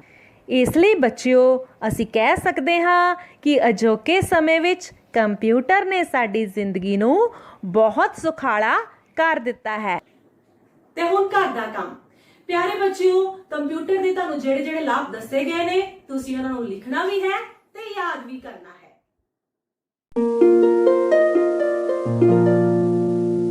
ਸਤਿ ਸ਼੍ਰੀ ਅਕਾਲ ਪਿਆਰੇ ਬੱਚਿਓ, ਜਮਾਤ ਚੌਥੀ ਵਿਸ਼ਾ ਗਣਿਤ ਅਭਿਆਸ 2.7 ਤੋਂ ਅੱਜ ਅਸੀਂ ਵੱਖ-ਵੱਖ ਤਰੀਕਿਆਂ ਰਾਹੀਂ 2 ਅੰਕਾਂ ਨੂੰ 1 ਅੰਕ ਨਾਲ ਭਾਗ ਕਰਨੇ ਸਿੱਖਾਂਗੇ। ਤੇ ਆਓ ਸਿੱਖੀਏ। ਬੱਚਿਓ, ਮੇਰੇ ਕੋਲ 28 ਬਲਾਕ ਹਨ ਤੇ ਮੈਂ ਇਹ ਬਲਾਕ ਇਹਨਾਂ 4 ਬੱਚਿਆਂ ਨੂੰ ਬਰਾਬਰ ਵੰਡਣੇ ਹਨ। ਤਾਂ ਦੇਖਦੇ ਹਾਂ ਹਰ ਇੱਕ ਬੱਚੇ ਨੂੰ ਕਿੰਨੇ ਬਲਾਕਸ ਮਿਲਦੇ ਹਨ। 28 ਬਲਾਕਸ ਦੇ ਵਿੱਚੋਂ ਬੱਚਿਓ ਇੱਕ ਬਲਾਕ ਸਾਰੇ ਬੱਚਿਆਂ ਨੂੰ ਅਸੀਂ ਵੰਡ ਦਿੱਤਾ ਹੈ। ਹੁਣ ਸਾਡੇ ਕੋਲ ਕਿੰਨੇ ਬਲਾਕਸ ਬਚੇ ਹਨ? 28 ਘਟਾਓ 4 ਬਰਾਬਰ 24 ਬਲਾਕਸ। 24 ਬਲਾਕਸ ਦੇ ਵਿੱਚੋਂ ਬੱਚਿਓ ਅਸੀਂ ਇੱਕ ਬਲਾਕ ਸਾਰੇ ਬੱਚਿਆਂ ਨੂੰ ਹੋਰ ਵੰਡ ਦਿੱਤਾ। ਹੁਣ ਸਾਡੇ ਕੋਲ ਬਲਾਕਸ ਦੀ ਗਿਣਤੀ ਕਿੰਨੀ ਰਹਿ ਗਈ? 24 ਘਟਾਓ 4 ਬਰਾਬਰ 20 ਬਲਾਕਸ। 20 ਬਲਾਕਸ ਦੇ ਵਿੱਚੋਂ ਬੱਚਿਓ ਅਸੀਂ ਇੱਕ ਬਲਾਕ ਸਾਰੇ ਬੱਚਿਆਂ ਨੂੰ ਹੋਰ ਵੰਡ ਦਿੱਤਾ। ਹੁਣ ਸਾਡੇ ਕੋਲ ਬਲਾਕਸ ਦੀ ਗਿਣਤੀ ਕਿੰਨੀ ਰਹਿ ਗਈ? 20 ਘਟਾਓ 4 ਬਰਾਬਰ 16 ਬਲਾਕਸ। 16 ਬਲਾਕਸ ਦੇ ਵਿੱਚੋਂ ਬੱਚਿਓ ਇੱਕ ਬਲਾਕ ਅਸੀਂ ਬੱਚਿਆਂ ਨੂੰ ਹੋਰ ਵੰਡ ਦਿੱਤਾ ਤੇ ਸਾਡੇ ਕੋਲ ਬਲਾਕਸ ਦੀ ਗਿਣਤੀ ਹੁਣ ਕਿੰਨੀ ਰਹਿ ਗਈ ਹੈ? 12। 12 ਬਲਾਕਸ ਵਿੱਚ ਬੱਚਿਓ ਇੱਕ ਇੱਕ ਬਲਾਕ ਹੋਰ ਵੰਡਣ ਤੇ ਸਾਡੇ ਕੋਲ ਬਲਾਕਸ ਦੀ ਗਿਣਤੀ ਕਿੰਨੀ ਰਹਿ ਗਈ ਹੈ?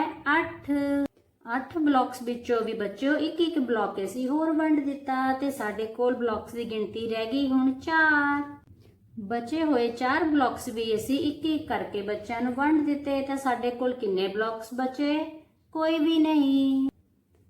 ਇਸ ਤਰ੍ਹਾਂ ਬੱਚਿਓ ਅਸੀਂ ਘਟਾਓ ਵਿਧੀ ਰਾਹੀਂ ਵੰਡ ਕਰਕੇ ਦੇਖੀ, ਹਰ ਇੱਕ ਬੱਚੇ ਨੂੰ 7-7 ਬਲਾਕਸ ਮਿਲ ਰਹੇ ਹਨ ਤੇ ਅਸੀਂ 7 ਵਾਰੀ ਘਟਾਇਆ ਹੈ।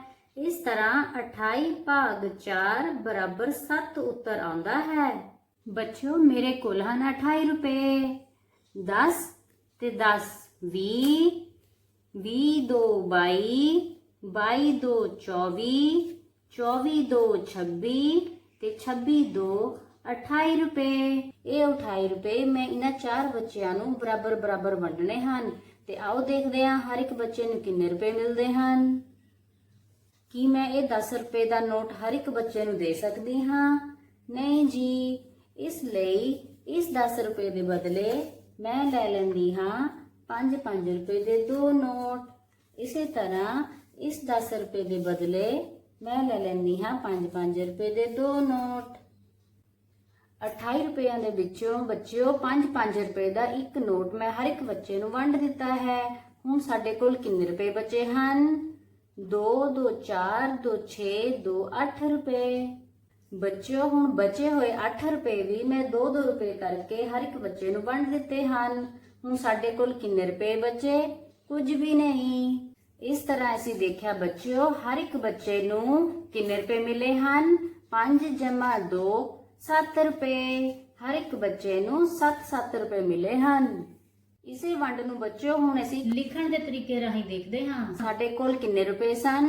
28 ਰੁਪਏ। 28 ਰੁਪਈਆਂ ਦੇ ਵਿੱਚੋਂ ਬੱਚਿਓ ਹਰ ਇੱਕ ਬੱਚੇ ਨੂੰ ਪਹਿਲਾਂ ਅਸੀਂ 5-5 ਰੁਪਏ ਵੰਡ ਦਿੱਤੇ। ਇਸ ਤਰ੍ਹਾਂ ਕਿੰਨੇ ਰੁਪਏ ਵੰਡੇ ਗਏ? 4 ਗੁਣਾ 5 ਬਰਾਬਰ 20। 28 ਰੁਪਈਆਂ ਦੇ ਵਿੱਚੋਂ 20 ਰੁਪਏ ਵੰਡਣ ਤੋਂ ਬਾਅਦ ਬੱਚਿਓ ਸਾਡੇ ਕੋਲ ਕਿੰਨੇ ਰੁਪਏ ਬਚੇ? 8 ਰੁਪਏ। ਹੁਣ ਬਚੇ ਹੋਏ 8 ਰੁਪਈਆਂ ਦੇ ਵਿੱਚੋਂ ਵੀ 2-2 ਰੁਪਏ ਕਰਕੇ ਹਰ ਇੱਕ ਬੱਚੇ ਨੂੰ ਵੰਡ ਦਿੱਤੇ ਗਏ। ਇਸ ਤਰ੍ਹਾਂ ਕਿੰਨੇ ਰੁਪਏ ਵੰਡੇ ਗਏ? 4 ਗੁਣਾ 2 ਬਰਾਬਰ 8 ਰੁਪਏ। ਬਚੇ ਹੋਏ 8 ਰੁਪਏ ਵੀ ਵੰਡਣ ਤੋਂ ਬਾਅਦ ਬੱਚਿਓ ਸਾਡੇ ਕੋਲ ਕਿੰਨੇ ਰੁਪਏ ਬਚੇ? ਕੁਝ ਵੀ ਨਹੀਂ। ਇਸ ਤਰ੍ਹਾਂ ਅਸੀਂ ਦੇਖਿਆ ਹਰ ਇੱਕ ਬੱਚੇ ਨੂੰ 5 ਜਮਾ 2 ਬਰਾਬਰ 7 ਰੁਪਏ ਮਿਲੇ ਹਨ। ਹੁਣ ਬੱਚਿਓ ਅਸੀਂ ਗੈਰ ਮਿਆਰੀ ਵਿਧੀ ਰਾਹੀਂ ਦੇਖਦੇ ਹਾਂ 28 ਨੂੰ 4 ਨਾਲ ਵੰਡਣ ਤੇ ਉੱਤਰ ਕੀ ਆਉਂਦਾ ਹੈ। ਸਭ ਤੋਂ ਪਹਿਲਾਂ 4 ਬੱਚਿਆਂ ਨੂੰ 5-5 ਰੁਪਏ ਵੰਡੇ ਗਏ। ਇਸ ਤਰ੍ਹਾਂ ਕਿੰਨੇ ਰੁਪਏ ਵੰਡੇ ਗਏ?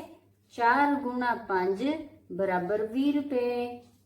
20 ਰੁਪਏ ਵੰਡਣ ਤੋਂ ਬਾਅਦ ਸਾਡੇ ਕੋਲ ਕਿੰਨੇ ਰੁਪਏ ਬਚੇ? 8 ਰੁਪਏ।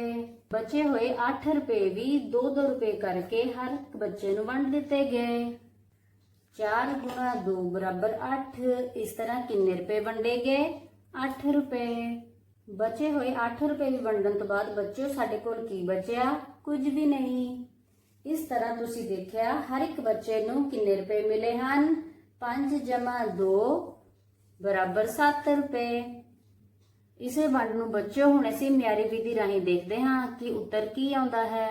ਬੱਚਿਓ ਹੁਣ ਭਾਜ ਦੇ ਪਹਿਲੇ ਅੰਕ ਤੋਂ ਭਾਜਕ ਵੱਡਾ ਹੈ, ਇਸ ਲਈ ਅਸੀਂ 2 ਅੰਕਾਂ ਤੱਕ ਪਹਾੜਾ ਪੜਾਂਗੇ ਤੇ ਤੁਹਾਨੂੰ ਪਤਾ ਹੈ 4 ਦੇ ਪਹਾੜੇ ਵਿੱਚ 4 ਗੁਣਾ 7 ਬਰਾਬਰ 28 ਹੁੰਦਾ ਹੈ। ਇਸ ਲਈ ਇੱਥੇ ਅਸੀਂ ਲਿਖਾਂਗੇ 7। 4 ਗੁਣਾ 7 ਬਰਾਬਰ 28। 28 ਵਿੱਚੋਂ 28 ਘਟਾਉਣ ਤੇ 0 ਆਉਂਦਾ ਹੈ। ਇਸ ਤਰ੍ਹਾਂ ਬੱਚਿਓ ਅਸੀਂ ਦੇਖਿਆ 28 ਭਾਗ 4 ਬਰਾਬਰ 7 ਉੱਤਰ ਆਉਂਦਾ ਹੈ। ਇਸ ਤਰ੍ਹਾਂ ਪਿਆਰੇ ਬੱਚਿਓ ਅਸੀਂ ਘਟਾਓ ਵਿਧੀ ਰਾਹੀਂ ਭਾਗ ਕਰਕੇ ਦੇਖਿਆ, ਭਾਗ ਦੀ ਗੈਰ ਮਿਆਰੀ ਵਿਧੀ ਰਾਹੀਂ ਦੇਖਿਆ ਅਤੇ ਭਾਗ ਦੀ ਮਿਆਰੀ ਵਿਧੀ ਰਾਹੀਂ ਦੇਖਿਆ ਕਿ ਹਰ ਵਾਰ 28 ਨੂੰ 4 ਨਾਲ ਭਾਗ ਕਰਨ ਤੇ ਉੱਤਰ 7 ਹੀ ਆ ਰਿਹਾ ਹੈ। ਅੱਜ ਦੇ ਘਰ ਦੇ ਕੰਮ ਵਿੱਚ ਬੱਚਿਓ ਤੁਸੀਂ ਅਭਿਆਸ 2.7 ਦੇ ਇਹ ਸਾਰੇ ਸਵਾਲ ਹੱਲ ਕਰਨੇ ਹਨ ਜਿਸ ਤਰ੍ਹਾਂ ਅਸੀਂ ਇਸ ਸਵਾਲ ਨੂੰ ਹੱਲ ਕੀਤਾ ਹੈ। Thank you.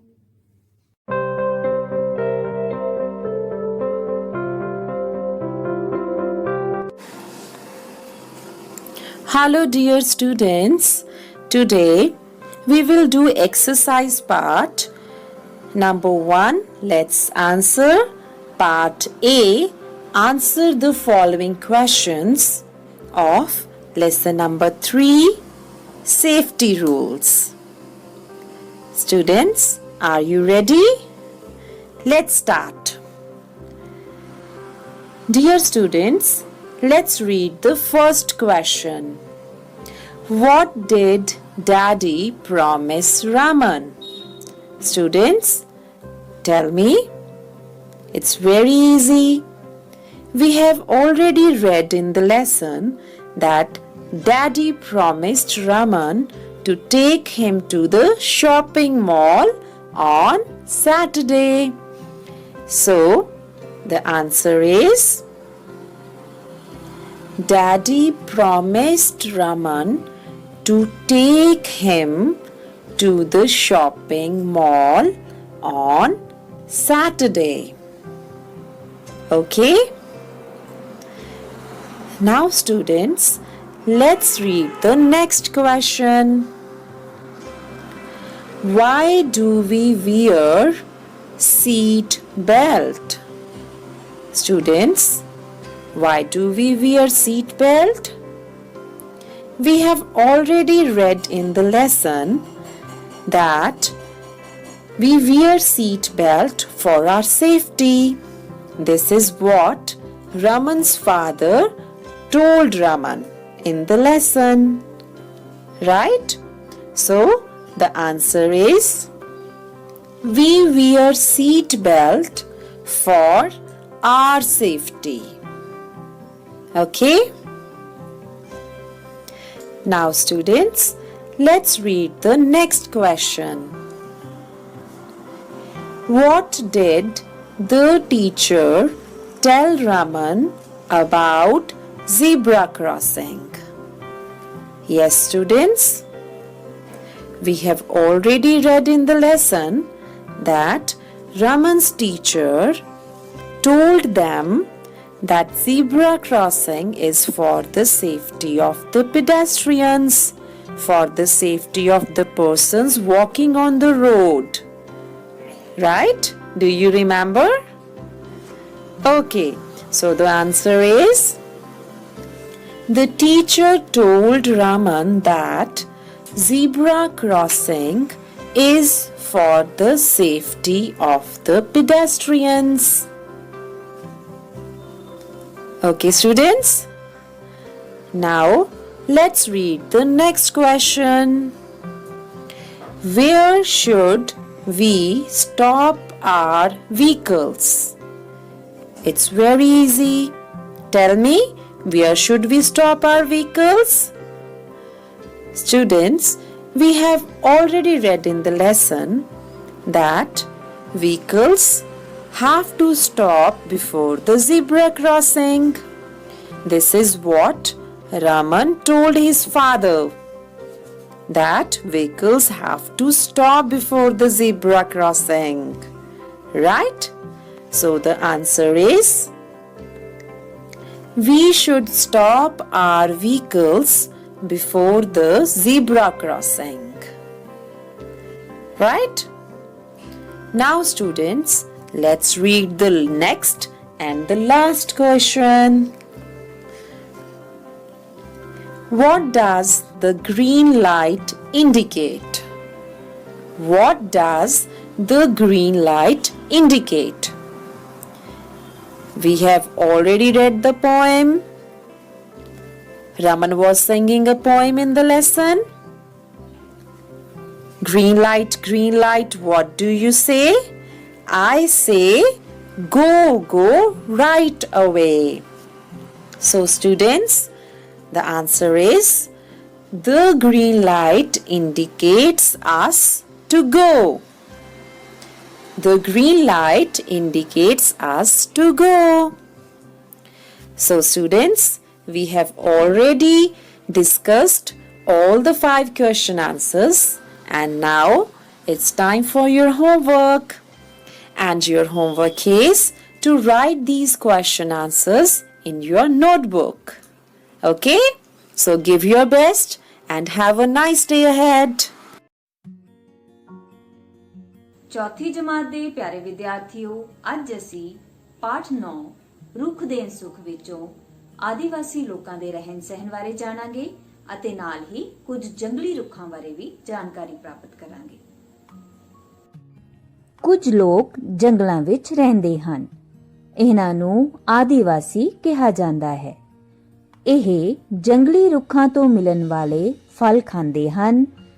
ਇਹ ਲੋਕ ਆਪਣੇ ਆਸ-ਪਾਸ ਮਿਲਣ ਵਾਲੇ ਰੁੱਖਾਂ ਅਤੇ ਪੌਦਿਆਂ ਦੇ ਵੱਖ-ਵੱਖ ਭਾਗਾਂ ਦੀ ਵਰਤੋਂ ਦਵਾਈਆਂ ਵਜੋਂ ਵੀ ਕਰਦੇ ਹਨ। ਇਹਨਾਂ ਦਾ ਸਾਰਾ ਜੀਵਨ ਰੁੱਖਾਂ ਸਹਾਰੇ ਹੀ ਬੀਤਦਾ ਹੈ। ਬੱਚਿਓ, ਤੁਸੀਂ ਪਿੱਪਲ, ਅੰਬ, ਜਾਮਨ, ਆਂਵਲਾ, ਬੋਹੜ ਆਦਿ ਰੁੱਖਾਂ ਬਾਰੇ ਪੜ੍ਹ ਚੁੱਕੇ ਹੋ। ਇਹਨਾਂ ਨੂੰ ਘਰੇਲੂ ਰੁੱਖ ਕਹਿੰਦੇ ਹਨ। ਬੱਚਿਓ, ਉਂਝ ਤਾਂ ਜੰਗਲ ਵਿੱਚ ਬਹੁਤ ਤਰ੍ਹਾਂ ਦੇ ਰੁੱਖ ਹੁੰਦੇ ਹਨ, ਪਰ ਆਓ ਅੱਜ ਆਪਾਂ ਪੰਜਾਬ ਦੇ ਕੁਝ ਜੰਗਲੀ ਰੁੱਖਾਂ ਦੀ ਸੂਚੀ ਤਿਆਰ ਕਰਦੇ ਹਾਂ। ਇਹਨਾਂ ਤਸਵੀਰਾਂ ਨੂੰ ਦੇਖੋ। ਟਾਹਲੀ, ਬਾਂਸ, ਕਿੱਕਰ, ਜੰਡ, ਫਲਾਹੀ, ਕਰੀਰ, ਖੈਰ। ਕਈ ਰੁੱਖ ਜਿਵੇਂ ਟਾਹਲੀ, ਬਾਂਸ, ਕਿੱਕਰ ਆਦਿ ਰੁੱਖਾਂ ਨੂੰ ਤੁਸੀਂ ਆਪਣੇ ਆਸ-ਪਾਸ ਵੀ ਦੇਖਦੇ ਹੋਵੋਗੇ। ਇਹ ਰੁੱਖ ਆਪਣੇ ਆਪ ਉੱਗ ਪੈਂਦੇ ਹਨ ਅਤੇ ਇਹਨਾਂ ਨੂੰ ਦੇਖਭਾਲ ਦੀ ਜ਼ਰੂਰਤ ਵੀ ਨਹੀਂ ਹੁੰਦੀ। ਇਸ ਕਰਕੇ ਇਹਨਾਂ ਰੁੱਖਾਂ ਨੂੰ ਜੰਗਲੀ ਰੁੱਖ ਕਿਹਾ ਜਾਂਦਾ ਹੈ। ਪੰਜਾਬ ਦਾ ਰਾਜ ਰੁੱਖ ਟਾਹਲੀ ਹੈ।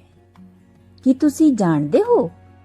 2011 ਦੇ ਸਰਵੇਖਣ ਅਨੁਸਾਰ ਪੰਜਾਬ ਦੀ ਧਰਤੀ ਉੱਪਰ ਪੰਜਾਬ ਰਾਜ ਦਾ ਜੰਗਲਾਤ ਖੇਤਰ 3315 ਵਰਗ ਕਿਲੋਮੀਟਰ ਹੈ, ਜੋ ਕਿ ਰਾਜ ਦੇ ਭੂਗੋਲਿਕ ਖੇਤਰ ਦਾ 6.5% ਹੈ। ਅਸੀਂ ਆਪਣੇ ਸਵਾਰਥ ਲਈ ਜੰਗਲਾਂ ਦੀ ਕਟਾਈ ਕਰਕੇ ਵਾਤਾਵਰਣ ਨੂੰ ਨੁਕਸਾਨ ਪਹੁੰਚਾਇਆ ਹੈ। ਇਸ ਕਾਰਨ ਜੰਗਲੀ ਜੀਵਾਂ ਦੀ ਹੋਂਦ ਲਈ ਵੀ ਖਤਰਾ ਵਧਿਆ ਹੈ। ਅਸੀਂ ਇਸ ਘਾਟੇ ਨੂੰ ਵੱਧ ਤੋਂ ਵੱਧ ਰੁੱਖ ਲਗਾ ਕੇ ਅਤੇ ਉਹਨਾਂ ਦੀ ਸਾਂਭ ਸੰਭਾਲ ਕਰਕੇ ਪੂਰਾ ਕਰ ਸਕਦੇ ਹਾਂ। ਇਸ ਲਈ ਬੱਚਿਓ, ਸਾਨੂੰ ਵੱਧ ਤੋਂ ਵੱਧ ਰੁੱਖ ਲਗਾਉਣੇ ਚਾਹੀਦੇ ਹਨ ਅਤੇ ਉਹਨਾਂ ਦੀ ਸਾਂਭ ਸੰਭਾਲ ਵੀ ਕਰਨੀ ਚਾਹੀਦੀ ਹੈ। ਆਓ ਬੱਚਿਓ, ਹੁਣ ਦਿਮਾਗੀ ਕਸਰਤ ਕਰਦੇ ਹਾਂ। ਘਰੇਲੂ ਰੁੱਖ। ਸੋਚੋ ਬੱਚਿਓ, ਕਿਹੜੇ-ਕਿਹੜੇ ਰੁੱਖ ਘਰੇਲੂ ਰੁੱਖ ਹੋ ਸਕਦੇ ਹਨ? ਪਿੱਪਲ, ਆਂਵਲਾ, ਅੰਬ, ਜਾਮਣ, ਇਹ ਸਭ ਘਰੇਲੂ ਰੁੱਖ ਕਹਾਉਂਦੇ ਹਨ। ਤੁਹਾਡਾ ਘਰ ਦਾ ਕੰਮ ਹੈ ਬੱਚਿਓ, ਤੁਸੀਂ ਜੰਗਲੀ ਰੁੱਖਾਂ ਦੀ ਮਾਈਂਡ ਮੈਪਿੰਗ ਆਪਣੀਆਂ ਕਾਪੀਆਂ ਤੇ ਕਰਨੀ ਹੈ। ਜਮਾਤ ਪੰਜਵੀਂ, ਵਿਸ਼ਾ ਪੰਜਾਬੀ, ਪਾਠ 8, ਚਿੜੀਆ ਘਰ। ਪਿਆਰੇ ਬੱਚਿਓ, ਕੱਲ ਮੈਂ ਤੁਹਾਨੂੰ 12 ਸਿੰਘੇ ਦੀ ਇੱਕ ਕਹਾਣੀ ਸੁਣਾਈ ਸੀ। ਯਾਦ ਆ ਤੁਹਾਨੂੰ? ਸ਼ਾਬਾਸ਼। ਅੱਜ ਆਪਾਂ ਉਸੇ ਕਹਾਣੀ ਨੂੰ ਕਾਪੀਆਂ ਦੇ ਉੱਪਰ ਲਿਖਣਾ ਹੈ ਤੇ ਫਟਾਫਟ ਜਾ ਕੇ ਜਿਹੜੇ ਬੱਚਿਆਂ ਨੇ ਹਜੇ ਤੱਕ ਕਾਪੀ ਪੈਨਸਲ ਨਹੀਂ ਲੈ ਕੇ ਆਂਦੀ, ਉਹ ਕਾਪੀ ਪੈਨਸਲ ਲੈ ਕੇ ਆਓ। ਫਿਰ ਆਪਾਂ ਕਹਾਣੀ ਲਿਖਣੀ ਸ਼ੁਰੂ ਕਰਦੇ ਹਾਂ। ਇੱਕ ਵਾਰ ਇੱਕ 12 ਸਿੰਘਾ ਝੀਲ ਕਿਨਾਰੇ ਪਾਣੀ ਪੀਣ ਗਿਆ। ਪਾਣੀ ਵਿੱਚ ਆਪਣੇ ਸਿੰਘ ਦੇਖ ਕੇ ਬਹੁਤ ਖੁਸ਼ ਹੋਇਆ। ਉਹ ਪਰਮਾਤਮਾ ਦਾ ਧੰਨਵਾਦ ਕਰਨ ਲੱਗਾ ਕਿ ਉਸਨੇ ਇੰਨੇ ਸੁੰਦਰ ਸਿੰਘ ਮੈਨੂੰ ਬਖਸ਼ੇ ਹਨ। ਫਿਰ 12 ਸਿੰਘੇ ਦੀ ਨਜ਼ਰ ਆਪਣੇ ਭੱਦੇ ਪੈਰਾਂ ਤੇ ਪਈ ਤਾਂ ਉਸਦਾ ਰੋਮ ਰੋਮ ਦੁਖੀ ਹੋ ਗਿਆ। ਉਹ ਪਰਮਾਤਮਾ ਨੂੰ ਕੋਸਣ ਲੱਗਾ। ਬੇਟੇ, ਪਹਿਲਾ ਪੈਰਾ ਮੈਂ ਦੁਬਾਰਾ ਬੋਲਦੀ ਹਾਂ। ਇੱਕ ਵਾਰ ਇੱਕ 12 ਸਿੰਘਾ ਝੀਲ ਕਿਨਾਰੇ ਪਾਣੀ ਪੀਣ ਗਿਆ। ਪਾਣੀ ਵਿੱਚ ਆਪਣੇ ਸਿੰਘ ਦੇਖ ਕੇ ਬਹੁਤ ਖੁਸ਼ ਹੋਇਆ। ਉਹ ਪਰਮਾਤਮਾ ਦਾ ਧੰਨਵਾਦ ਕਰਨ ਲੱਗਾ ਕਿ ਉਸ ਨੇ ਇੰਨੇ ਸੁੰਦਰ ਸਿੰਘ ਮੈਨੂੰ ਬਖਸ਼ੇ ਹਨ। ਫੇਰ ਬਾਰਾਂਸਿੰਗੇ ਦੀ ਨਜ਼ਰ ਆਪਣੇ ਭੱਦੇ ਪੈਰਾਂ ਤੇ ਪਈ ਤਾਂ ਉਸ ਦਾ ਰੋਮ ਰੋਮ ਦੁਖੀ ਹੋ ਗਿਆ। ਉਹ ਪਰਮਾਤਮਾ ਨੂੰ ਕੋਸਣ ਲੱਗਾ। ਹੁਣ ਦੂਜਾ ਪੈਰਾ ਲਿਖਦੇ ਹਾਂ। ਅਚਾਨਕ ਉਸਨੇ ਦੂਰ ਜੰਗਲੀ ਖੁੰਖਾਰ ਕੁੱਤਿਆਂ ਦੀ ਆਵਾਜ਼ ਸੁਣੀ ਜੋ ਉਸ ਵੱਲ ਭੱਜੇ ਆ ਰਹੇ ਸਨ। ਬਾਰਾਂਸਿੰਗਾ ਡਰਦਾ ਦੌੜ ਪਿਆ। ਉਹ ਕਾਫੀ ਦੂਰ ਨਿਕਲ ਗਿਆ, ਪਰ ਅਚਾਨਕ ਉਸਦੇ ਸਿੰਗ ਝਾੜੀਆਂ ਵਿੱਚ ਫਸ ਗਏ। ਬੇਟੇ ਇਹੀ ਦੂਜਾ ਪੈਰਾ ਮੈਂ ਦੁਬਾਰਾ ਬੋਲਦੀ ਹਾਂ। ਅਚਾਨਕ ਉਸਨੇ ਦੂਰ ਜੰਗਲੀ ਖੁੰਖਾਰ ਕੁੱਤਿਆਂ ਦੀ ਆਵਾਜ਼ ਸੁਣੀ ਜੋ ਉਸ ਵੱਲ ਭੱਜੇ ਆ ਰਹੇ ਸਨ। ਬਾਰਾਂਸਿੰਗਾ ਡਰਦਾ ਦੌੜ ਪਿਆ। ਉਹ ਕਾਫੀ ਦੂਰ ਨਿਕਲ ਗਿਆ, ਪਰ ਅਚਾਨਕ ਉਸਦੇ ਸਿੰਗ ਝਾੜੀਆਂ ਵਿੱਚ ਫਸ ਗਏ। ਹੁਣ ਤੀਜਾ ਪੈਰਾ ਲਿਖਦੇ ਹਾਂ। ਸ਼ਿਕਾਰੀ ਕੁੱਤਿਆਂ ਨੇ ਬਾਰਾਂਸਿੰਗੇ ਨੂੰ ਦਬੋਚ ਲਿਆ ਤੇ ਬੁਰੀ ਤਰ੍ਹਾਂ ਜ਼ਖਮੀ ਕਰ ਦਿੱਤਾ। ਹੁਣ ਬਾਰਾਂਸਿੰਗਾ ਪਛਤਾ ਰਿਹਾ ਸੀ ਕਿ ਜਿਨ੍ਹਾਂ ਪੈਰਾਂ ਨੂੰ ਮੈਂ ਭੱਦੇ ਸਮਝਦਾ ਸੀ, ਉਹਨਾਂ ਨੇ ਮੇਰੀ ਜਾਨ ਬਚਾਉਣ ਵਿੱਚ ਮੇਰੀ ਪੂਰੀ ਮਦਦ ਕੀਤੀ, ਤੇ ਜਿਨ੍ਹਾਂ ਸਿੰਗਾਂ ਦੀ ਸੁੰਦਰਤਾ ਨੇ ਮੇਰੇ ਵਿੱਚ ਹੰਕਾਰ ਭਰ ਦਿੱਤਾ ਸੀ, ਉਹਨਾਂ ਕਰਕੇ ਹੀ ਮੇਰਾ ਇਹ ਹਾਲ ਹੋਇਆ। ਸਿੱਖਿਆ: ਸੁੰਦਰਤਾ ਉਹੀ ਹੈ ਜੋ ਸਾਡੇ ਔਖੇ ਵੇਲੇ ਕੰਮ ਆਵੇ। ਬੇਟੇ ਤੀਜਾ ਪੈਰਾ ਮੈਂ ਦੁਬਾਰਾ ਬੋਲਦੀ ਹਾਂ। ਸ਼ਿਕਾਰੀ ਕੁੱਤਿਆਂ ਨੇ ਬਾਰਾਂਸਿੰਗੇ ਨੂੰ ਦਬੋਚ ਲਿਆ ਤੇ ਬੁਰੀ ਤਰ੍ਹਾਂ ਜ਼ਖਮੀ ਕਰ ਦਿੱਤਾ। ਹੁਣ ਬਾਰਾਂਸਿੰਗਾ ਪਛਤਾ ਰਿਹਾ ਸੀ ਕਿ ਜਿਨ੍ਹਾਂ ਪੈਰਾਂ ਨੂੰ ਮੈਂ ਭੱਦੇ ਸਮਝਦਾ ਸੀ, ਉਹਨਾਂ ਨੇ ਮੇਰੀ ਜਾਨ ਬਚਾਉਣ ਵਿੱਚ ਮੇਰੀ ਪੂਰੀ ਮਦਦ ਕੀਤੀ, ਤੇ ਜਿਨ੍ਹਾਂ ਸਿੰਗਾਂ ਦੀ ਸੁੰਦਰਤਾ ਨੇ ਮੇਰੇ ਵਿੱਚ ਹੰਕਾਰ ਭਰ ਦਿੱਤਾ ਸੀ, ਉਹਨਾਂ ਕਰਕੇ ਹੀ ਮੇਰਾ ਇਹ ਹਾਲ ਹੋਇਆ। ਕਹਾਣੀ ਦੀ ਸਿੱਖਿਆ: ਸੁੰਦਰਤਾ ਉਹੀ ਹੈ ਜੋ ਸਾਡੇ ਔਖੇ ਵੇਲੇ ਕੰਮ ਆਵੇ। ਬੇਟੇ ਮੈਨੂੰ ਉਮੀਦ ਹੈ ਸਾਰੇ ਬੱਚਿਆਂ ਨੇ ਤੁਸੀਂ ਕਹਾਣੀ ਲਿਖ ਲਈ ਹੋਵੇਗੀ, ਪਰ ਫਿਰ ਵੀ ਵਿੱਚੋਂ ਕੋਈ ਸ਼ਬਦ ਤੁਹਾਡੇ ਤੋਂ ਲਿਖਣੋਂ ਰਹਿ ਗਿਆ ਹੋਵੇ ਤਾਂ ਤੁਸੀਂ ਇੱਕ ਵਾਰ ਸਾਰੀ ਕਹਾਣੀ ਦਾ ਮਿਲਾਨ ਕਰ ਲੈਣਾ। ਇੱਕ ਵਾਰ ਇੱਕ ਬਾਰਾਂਸਿੰਗਾ ਝੀਲ ਕਿਨਾਰੇ ਪਾਣੀ ਪੀਣ ਗਿਆ। ਪਾਣੀ ਵਿੱਚ ਆਪਣੇ ਸਿੰਗ ਦੇਖ ਕੇ ਬਹੁਤ ਖੁਸ਼ ਹੋਇਆ। ਉਹ ਪਰਮਾਤਮਾ ਦਾ ਧੰਨਵਾਦ ਕਰਨ ਲੱਗਾ ਕਿ ਉਸਨੇ ਇੰਨੇ ਸੁੰਦਰ ਸਿੰਗ ਮੈਨੂੰ ਬਖਸ਼ੇ ਹਨ। ਫਿਰ ਬਾਰਾਂਸਿੰਗੇ ਦੀ ਨਜ਼ਰ ਆਪਣੇ ਭੱਦੇ ਪੈਰਾਂ ਤੇ ਪਈ ਤਾਂ ਉਸ ਦਾ ਰੋਮ ਰੋਮ ਦੁਖੀ ਹੋ ਗਿਆ। ਉਹ ਪਰਮਾਤਮਾ ਨੂੰ ਕੋਸਣ ਲੱਗਾ। ਅਚਾਨਕ ਉਸਨੇ ਦੂਰ ਜੰਗਲੀ ਖੁੰਖਾਰ ਕੁੱਤਿਆਂ ਦੀ ਆਵਾਜ਼ ਸੁਣੀ ਜੋ ਉਸ ਵੱਲ ਭੱਜੇ ਆ ਰਹੇ ਸਨ। ਬਾਰਾਂਸਿੰਗਾ ਡਰਦਾ ਦੌੜ ਪਿਆ। ਉਹ ਕਾਫੀ ਦੂਰ ਨਿਕਲ ਗਿਆ, ਪਰ ਅਚਾਨਕ ਉਸਦੇ ਸਿੰਗ ਝਾੜੀਆਂ ਵਿੱਚ ਫਸ ਗਏ। ਸ਼ਿਕਾਰੀ ਕੁੱਤਿਆਂ ਨੇ ਬਾਰਾਂਸਿੰਗੇ ਨੂੰ ਦਬੋਚ ਲਿਆ ਤੇ ਬੁਰੀ ਤਰ੍ਹਾਂ ਜ਼ਖਮੀ ਕਰ ਦਿੱਤਾ। ਹੁਣ ਬਾਰਾਂਸਿੰਗਾ ਪਛਤਾ ਰਿਹਾ ਸੀ ਕਿ ਜਿਨ੍ਹਾਂ ਪੈਰਾਂ ਨੂੰ ਮੈਂ ਭੱਦੇ ਸਮਝਦਾ ਸੀ, ਉਹਨਾਂ ਨੇ ਮੇਰੀ ਜਾਨ ਬਚਾਉਣ ਵਿੱਚ ਮੇਰੀ ਪੂਰੀ ਮਦਦ ਕੀਤੀ, ਤੇ ਜਿਨ੍ਹਾਂ ਸਿੰਗਾਂ ਦੀ ਸੁੰਦਰਤਾ ਨੇ ਮੇਰੇ ਵਿੱਚ ਹੰਕਾਰ ਭਰ ਦਿੱਤਾ ਸੀ, ਉਹਨਾਂ ਕਰਕੇ ਹੀ ਮੇਰਾ ਇਹ ਹਾਲ ਹੋਇਆ। ਕਹਾਣੀ ਦੀ ਸਿੱਖਿਆ ਹੈ: ਸੁੰਦਰਤਾ ਉਹੀ ਹੈ ਜੋ ਸਾਡੇ ਔਖੇ ਵੇਲੇ ਕੰਮ ਆਵੇ। ਸੋ ਬੱਚਿਓ, ਹੁਣ ਵਾਰੀ ਹੈ ਘਰ ਦੇ ਕੰਮ ਦੀ, ਕਿ ਤੁਹਾਡਾ ਘਰ ਦਾ ਕੰਮ ਹੈ ਤੁਸੀਂ ਇਸ ਕਹਾਣੀ ਨੂੰ ਆਪਣੇ ਪਾਠ ਪੁਸਤਕ ਦੇ ਪੰਨਾ ਨੰਬਰ 53 ਉੱਪਰ ਸੁੰਦਰ ਲਿਖਾਈ ਵਿੱਚ ਲਿਖਣਾ ਹੈ, ਤੇ ਇਸ ਦੀ ਜੋ ਸਿੱਖਿਆ ਹੈ ਉਸ ਦਾ ਇੱਕ ਸੋਹਣਾ ਜਿਹਾ ਚਾਰਟ ਬਣਾ ਕੇ ਆਪਣੀ ਜਮਾਤ ਵਿੱਚ ਲਗਾਉਣਾ ਹੈ।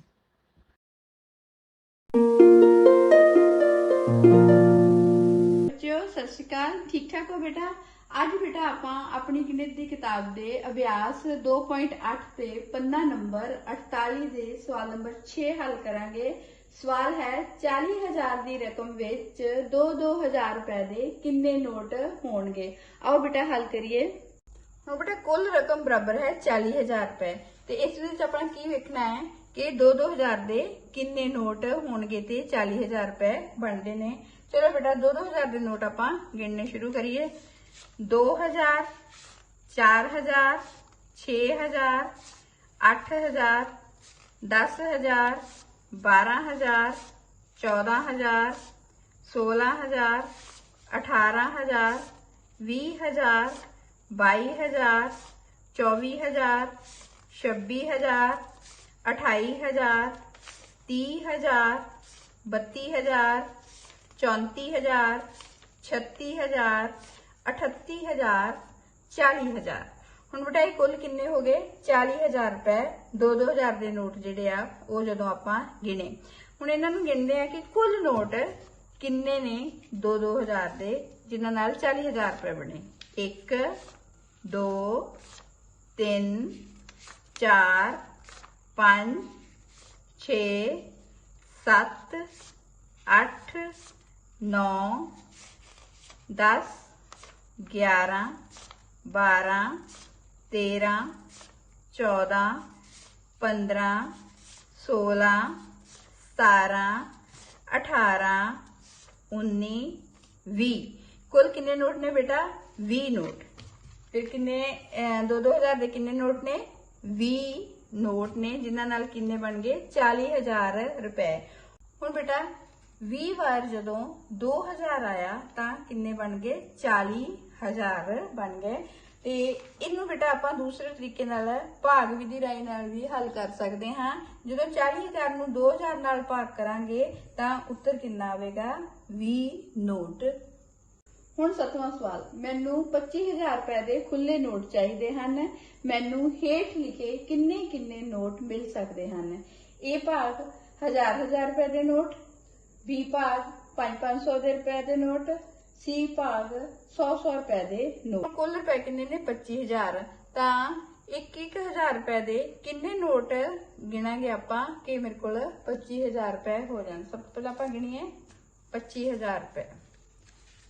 1,000 2,000 3,000 4,000 5,000 6,000 7,000 8,000 9,000 10,000 11,000 12,000 13,000 14,000 15,000 16,000 17,000 18,000 19,000 20,000 21,000 22,000 23,000 24,000 25,000। ਹੁਣ ਇਹ ਕੁੱਲ ਰਕਮ ਕਿੰਨੀ ਹੋ ਗਈ 25,000। ਇਹਨਾਂ ਨੂੰ ਆਪਾਂ ਗਿਣਦੇ ਨੇ ਕਿ ਕਿੰਨੇ ਨੋਟ ਨੇ ਜਿਨ੍ਹਾਂ ਨਾਲ 25,000 ਬਣਿਆ।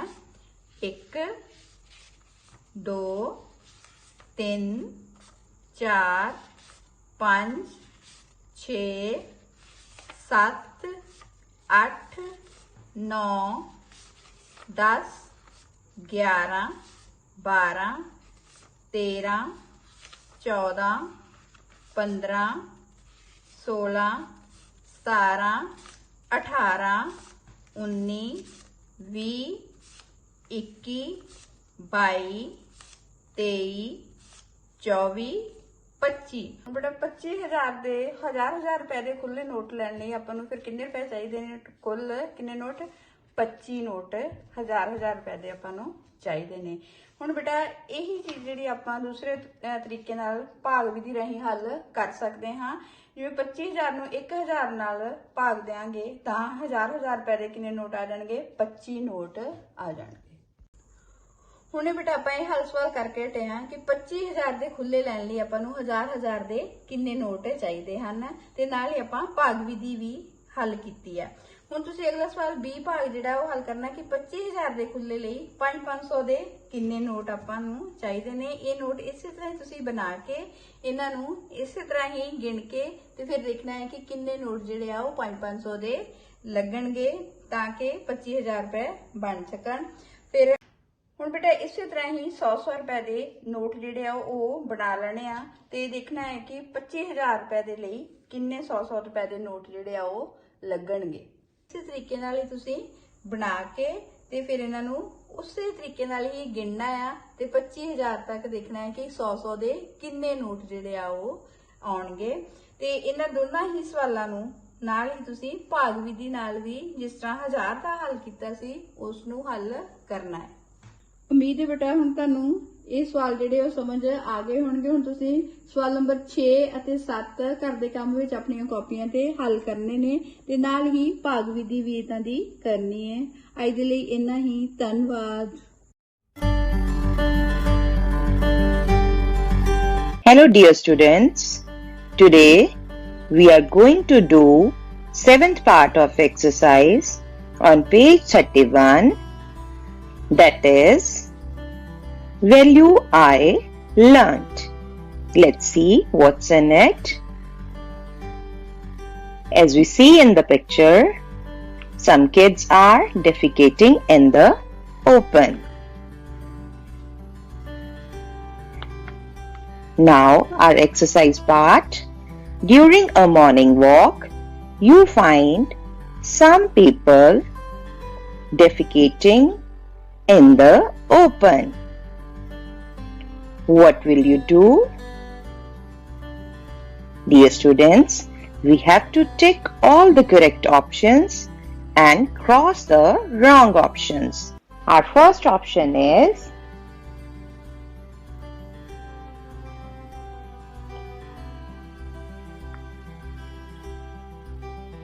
what will you do when you see some people defecating in open?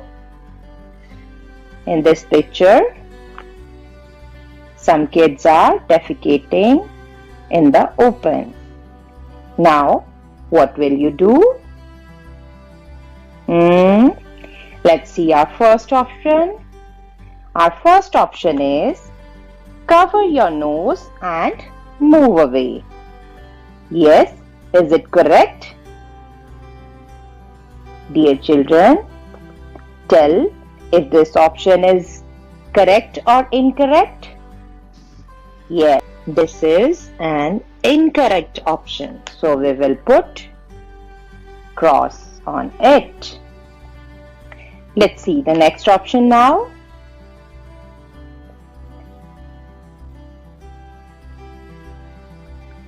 Tell them about the harmful effects of open defecation.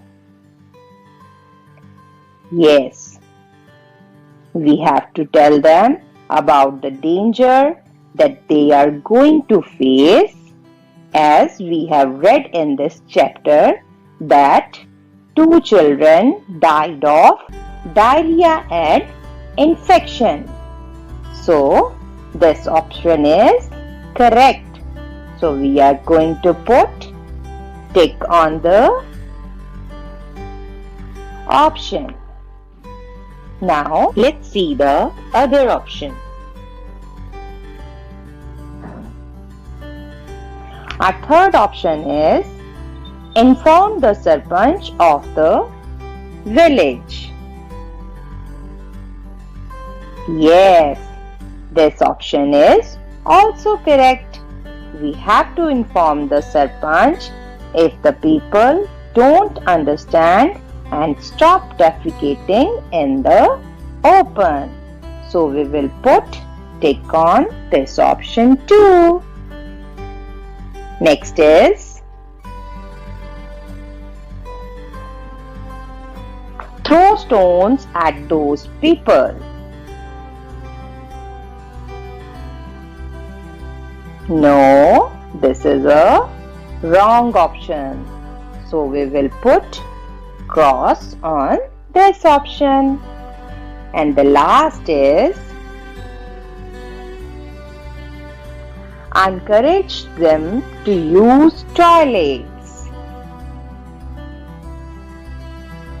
Yes, we have to encourage all the people about the use of toilets and keeping their surroundings clean and healthy. So this option is correct. That's all for today.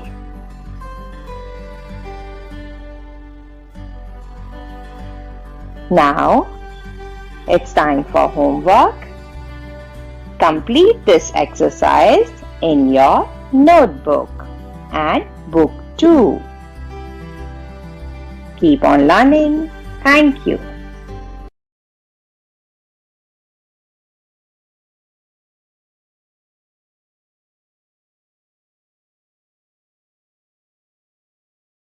ਪੰਜਵੀਂ ਜਮਾਤ ਦੇ ਪਿਆਰੇ ਵਿਦਿਆਰਥੀਓ, ਹੁਣ ਤੱਕ ਤੁਸੀਂ ਪੰਜਾਬੀ, ਗਣਿਤ, ਅੰਗਰੇਜ਼ੀ ਵਿਸ਼ੇ ਨੂੰ ਸਮਝ ਚੁੱਕੇ ਹੋ ਤੇ ਆਓ ਹੁਣ ਅਸੀਂ ਵਾਤਾਵਰਣ ਸਿੱਖਿਆ ਪਾਠ 8ਵਾਂ ਬੀਜ ਦਾ ਸਫ਼ਰ ਦੇ ਅਭਿਆਸ ਪ੍ਰਸ਼ਨਾਂ ਤੇ ਚਰਚਾ ਕਰੀਏ।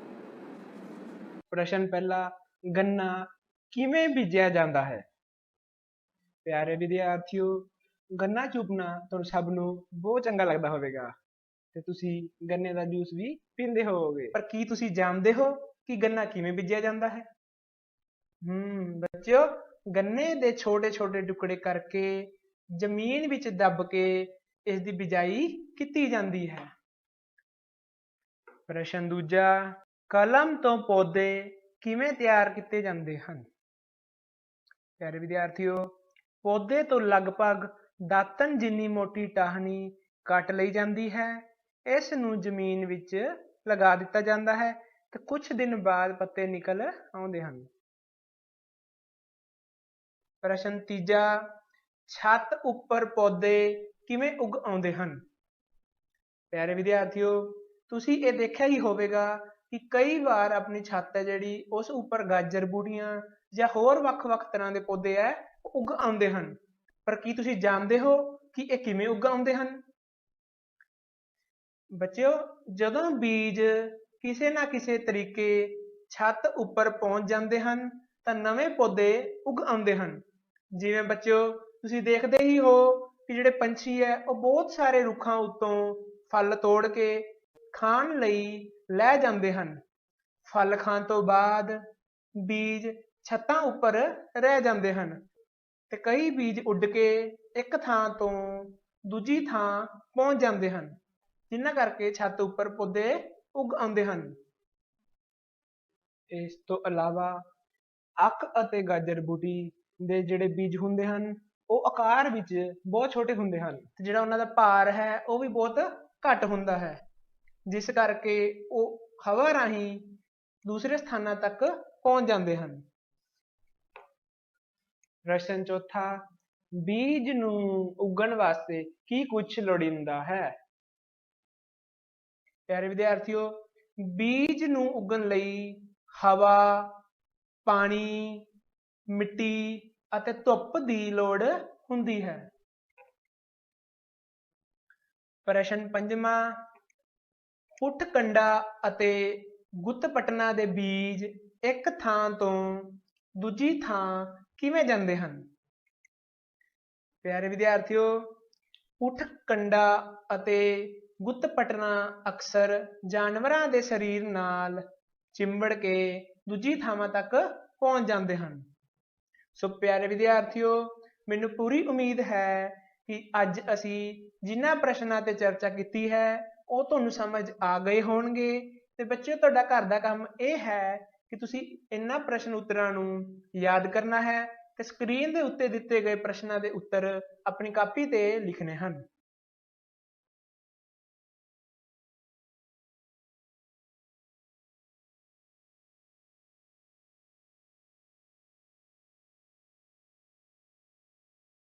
ਬਹੁਤ ਹੀ ਸਤਿਕਾਰਯੋਗ ਅਧਿਆਪਕ ਸਾਹਿਬਾਨ ਅਤੇ ਪਿਆਰੇ ਵਿਦਿਆਰਥੀਓ, ਸਾਰਿਆਂ ਨੂੰ ਪਿਆਰ ਭਰੀ ਸਤਿ ਸ੍ਰੀ ਅਕਾਲ। ਹਾਂ ਬੇਟਾ, ਆਪਾਂ ਪੰਜਾਬੀ ਦੀ ਲਿਖਾਈ ਦੇ ਬਾਰੇ ਗੱਲ ਕਰਦੇ ਪਏ ਹਾਂ ਤੇ ਅੱਜ ਆਪਣਾ ਜਿਹੜਾ ਹੈਗਾ ਪਹਿਲੇ ਸੈੱਟ ਦਾ ਆਖਰੀ ਅੱਖਰ ਆਪਾਂ ਸਿੱਖਣ ਜਾ ਰਹੇ ਹਾਂ। ਪਹਿਲਾਂ ਆਪਾਂ 5 ਅੱਖਰ ਜਿਹੜੇ ਉਹ ਸਿੱਖ ਚੁੱਕੇ ਹਾਂ ਤੇ ਅੱਜ ਆਪਾਂ ਆਖਰੀ ਅੱਖਰ ਪਹਿਲੇ ਸੈੱਟ ਦਾ ਅੱਖਰ ਯਈਆ ਦੇ ਬਾਰੇ ਗੱਲਬਾਤ ਕਰਨ ਜਾ ਰਹੇ ਹਾਂ। ਇਹ ਤੁਸੀਂ ਧਿਆਨ ਦੇ ਨਾਲ ਬੋਰਡ ਦੇ ਉੱਤੇ ਦੇਖੋ, ਅੱਖਰ ਯਈਆ ਅਸੀਂ ਕਿਸ ਤਰ੍ਹਾਂ ਬਣਾਉਣਾ ਹੈ। ਸਭ ਤੋਂ ਪਹਿਲੇ ਸਟੈਪ ਦੇ ਵਿੱਚ ਬੇਟਾ ਆਪਾਂ ਉੱਪਰਲੇ ਪਾਸੇ ਜਿੰਨੀ ਅੱਖਰ ਦੀ ਚੌੜਾਈ ਰੱਖਣੀ ਆ ਉਸ ਹਿਸਾਬ ਦੇ ਨਾਲ ਅੰਦਾਜ਼ੇ ਨਾਲ ਅਸੀਂ ਇਹ ਰੇਖਾ ਜਿਹੜੀ ਆ ਉਹ ਲੈ ਲੈਣੀ ਆ। ਇਹ ਗੱਲ ਧਿਆਨ ਰੱਖਣੀ ਆ ਬੇਟਾ ਵੀ ਇਹ ਅੱਖਰ ਇਸੇ ਤਰ੍ਹਾਂ ਹੀ ਬੇਟਾ ਪੱਪੇ ਵਾਂਗੂ ਆਪਾਂ ਬਣਤਰ ਸ਼ੁਰੂ ਕਰਾਂਗੇ। ਇਹਦੀ ਜਿਹੜੇ ਸਟੈਪ ਅਸੀਂ ਪੱਪੇ ਤੇ ਫੋਲੋ ਕਰਦੇ ਆ, ਪਹਿਲਾਂ ਥੋੜੀ ਜਿਹੀ ਆ ਰੇਖਾ ਛੱਡ ਕੇ ਹਲਕੀ ਜਿਹੀ ਅੰਦਰ ਨੂੰ ਕਰਵ ਦਿੰਦੇ ਹੋਏ ਅਸੀਂ ਅੱਧ ਨਾਲੋਂ ਹੇਠਲੇ ਪਾਸੇ ਨੂੰ ਆ ਜਾਵਾਂਗੇ। ਫਿਰ ਗੱਲ ਕਲੀਅਰ ਕਰ ਲਓ, ਆਹ ਪੁਆਇੰਟ ਉਸੇ ਤਰ੍ਹਾਂ ਪਹਿਲੇ ਅੱਖਰਾਂ ਦੀ ਬਣਤਰ ਵਾਂਗੂ, ਕਿਉਂਕਿ ਇੱਕੋ ਸੈੱਟ ਦੇ ਅੱਖਰਾਂ ਦੀ ਬਣਤਰ ਆਪਸ 'ਚ ਰਲਦੀ ਮਿਲਦੀ ਹੈ। ਆਹ ਪੁਆਇੰਟ ਇਸ ਪੁਆਇੰਟ ਨਾਲੋਂ ਖੱਬੇ ਪਾਸੇ ਨੂੰ ਹੋਊਗਾ। ਇੱਥੋਂ ਹਲਕੀ ਜਿਹੀ ਬੇਟਾ ਗੁਲਾਈ ਦਿੰਦੇ ਹੋਏ ਥੱਲੇ ਆ ਕੇ ਹੇਠਾਂ ਟੱਚ ਨਹੀਂ ਕਰਨਾ ਅਸੀਂ। ਇੱਥੋਂ ਤੱਕ ਸਾਡਾ ਸਟੈਪ ਆ ਜਿਹੜਾ ਉਹ ਘੱਗੇ ਵਾਲਾ ਹੀ ਹੋ ਗਿਆ ਬੱਚੇ। ਤਾਂ ਇਸ ਬਿੰਦੂ ਤੋਂ ਆਹ ਸੈਂਟਰ ਲਾਈਨ ਸ਼ੋ ਕਰਦੀ ਪਈ ਆ, ਇਸ ਬਿੰਦੂ ਤੋਂ ਅਸੀਂ ਬਿਲਕੁਲ ਉੱਪਰਲੀ ਲਾਈਨ ਦੇ ਪੈਰਲਲ ਰੇਖਾ ਲੈ ਜਾਵਾਂਗੇ। ਇੱਥੋਂ ਤੱਕ ਆ ਗਏ ਬੱਚੇ। ਤਾਂ ਇਦੋਂ ਬਾਅਦ ਦੇ ਵਿੱਚ ਉੱਪਰਲੇ ਪਾਸੇ ਤੋਂ 90 ਡਿਗਰੀ ਦੇ ਉੱਤੇ ਰੇਖਾ ਸਿੱਧੀ ਅਸੀਂ ਥੱਲੇ ਨੂੰ ਲੈ ਆਵਾਂਗੇ, ਜਿਹੜੀ ਇਸ ਰੇਖਾ ਨੂੰ ਟੱਚ ਕਰਦੀ ਹੋਊਗੀ। ਇਹ ਬੱਚੇ ਅੱਖਰ ਬਣ ਗਿਆ ਸਾਡੇ ਕੋਲੇ ਯਈਆ। ਇਹਦੇ ਵਿੱਚ ਇੱਕ ਗੱਲ ਹੋਰ ਨੋਟ ਕਰ ਲਓ ਵੀ ਇਹ ਘੱਗਾ ਤੇ ਯਈਆ ਅੱਖਰ ਆ ਜਿਹੜੇ ਇਹਨਾਂ ਦੀ ਚੌੜਾਈ ਆਮ ਅੱਖਰਾਂ ਨਾਲੋਂ ਵੱਧ ਹੁੰਦੀ ਹੈ। ਸੋ ਫਿਰ ਦੇਖੋ ਯਈਆ ਨੂੰ ਬਣਾਉਣ ਦੇ ਲਈ ਅਸੀਂ ਕਿਹੜੇ-ਕਿਹੜੇ ਸਟੈਪ ਫੋਲੋ ਕੀਤੇ। ਬੇਟਾ ਸਭ ਤੋਂ ਪਹਿਲਾਂ ਉੱਪਰਲੇ ਪਾਸੇ ਅਸੀਂ ਰੇਖਾ ਲੈ ਲਈ, ਜਿੰਨੀ ਅੱਖਰ ਦੀ ਚੌੜਾਈ ਲੈਣੀ ਉਹਦੇ ਅੰਦਾਜ਼ੇ ਦੇ ਨਾਲ। ਫਿਰ ਅਸੀਂ ਪੱਪੇ ਵਾਲਾ ਸਟੈਪ ਫੋਲੋ ਕੀਤਾ। ਇੱਥੋਂ ਅਸੀਂ ਐਸ ਬਿੰਦੂ ਤੇ ਆ ਗਏ। ਇੱਥੇ ਨੌਬ ਬਣਾਉਂਦੇ ਹੋਏ ਇੱਥੋਂ ਗੋਲਾਈ ਦਿੰਦੇ ਹੋਏ ਅਸੀਂ ਐਸ ਬਿੰਦੂ ਤੇ ਆਏ, ਲਗਭਗ ਆ ਸੈਂਟਰ ਦੇ ਵਿੱਚ। ਇੱਥੋਂ ਫਿਰ ਉੱਪਰਲੀ ਰੇਖਾ ਦੇ ਬਿਲਕੁਲ ਪੈਰਲਲ ਅਸੀਂ ਰੇਖਾ ਸੱਜੇ ਹੱਥ ਲੈ ਗਏ। ਐਸ ਬਿੰਦੂ ਤੇ ਆ ਕੇ ਅਸੀਂ ਕਲਮ ਚੁੱਕ ਲਈ ਤੇ ਉੱਪਰੋਂ ਅਸੀਂ ਥੱਲੇ ਨੂੰ ਰੇਖਾ ਲੈ ਆਏ, ਐਸ ਪੁਆਇੰਟ ਤੇ ਟੱਚ ਕਰਾਤਾ। ਸੋ ਇਹ ਹੈਗੀ ਆ ਬੇਟਾ ਅੱਖਰ ਯਈਆ ਦੀ ਬਣਤਰ। ਹੁਣ ਤੁਹਾਡਾ ਕੰਮ ਕੀ ਹੈਗਾ, ਤੁਹਾਡਾ ਇਸ ਸੈੱਟ ਦਾ ਇਹ ਆਖਰੀ ਅੱਖਰ ਹੈਗਾ ਸੀਗਾ, ਪਹਿਲਾ ਸੈੱਟ ਕੰਪਲੀਟ ਹੋ ਗਿਆ ਤੇ ਤੁਸੀਂ ਅੱਜ ਅੱਖਰ ਯਈਆ ਦੀ ਬਣਤਰ ਹੈ ਜਿਹੜੀ ਉਹ ਵਰਕਸ਼ੀਟ ਦੇ ਉੱਤੇ ਪਾਉਣੀ ਸਿੱਖ ਲੈਣੀ ਆ। ਸੋ ਹੁਣ ਤੁਸੀਂ ਅਭਿਆਸ ਕਰੋ ਬੱਚੇ। ਤੁਹਾਡਾ ਬਹੁਤ ਬਹੁਤ ਧੰਨਵਾਦ।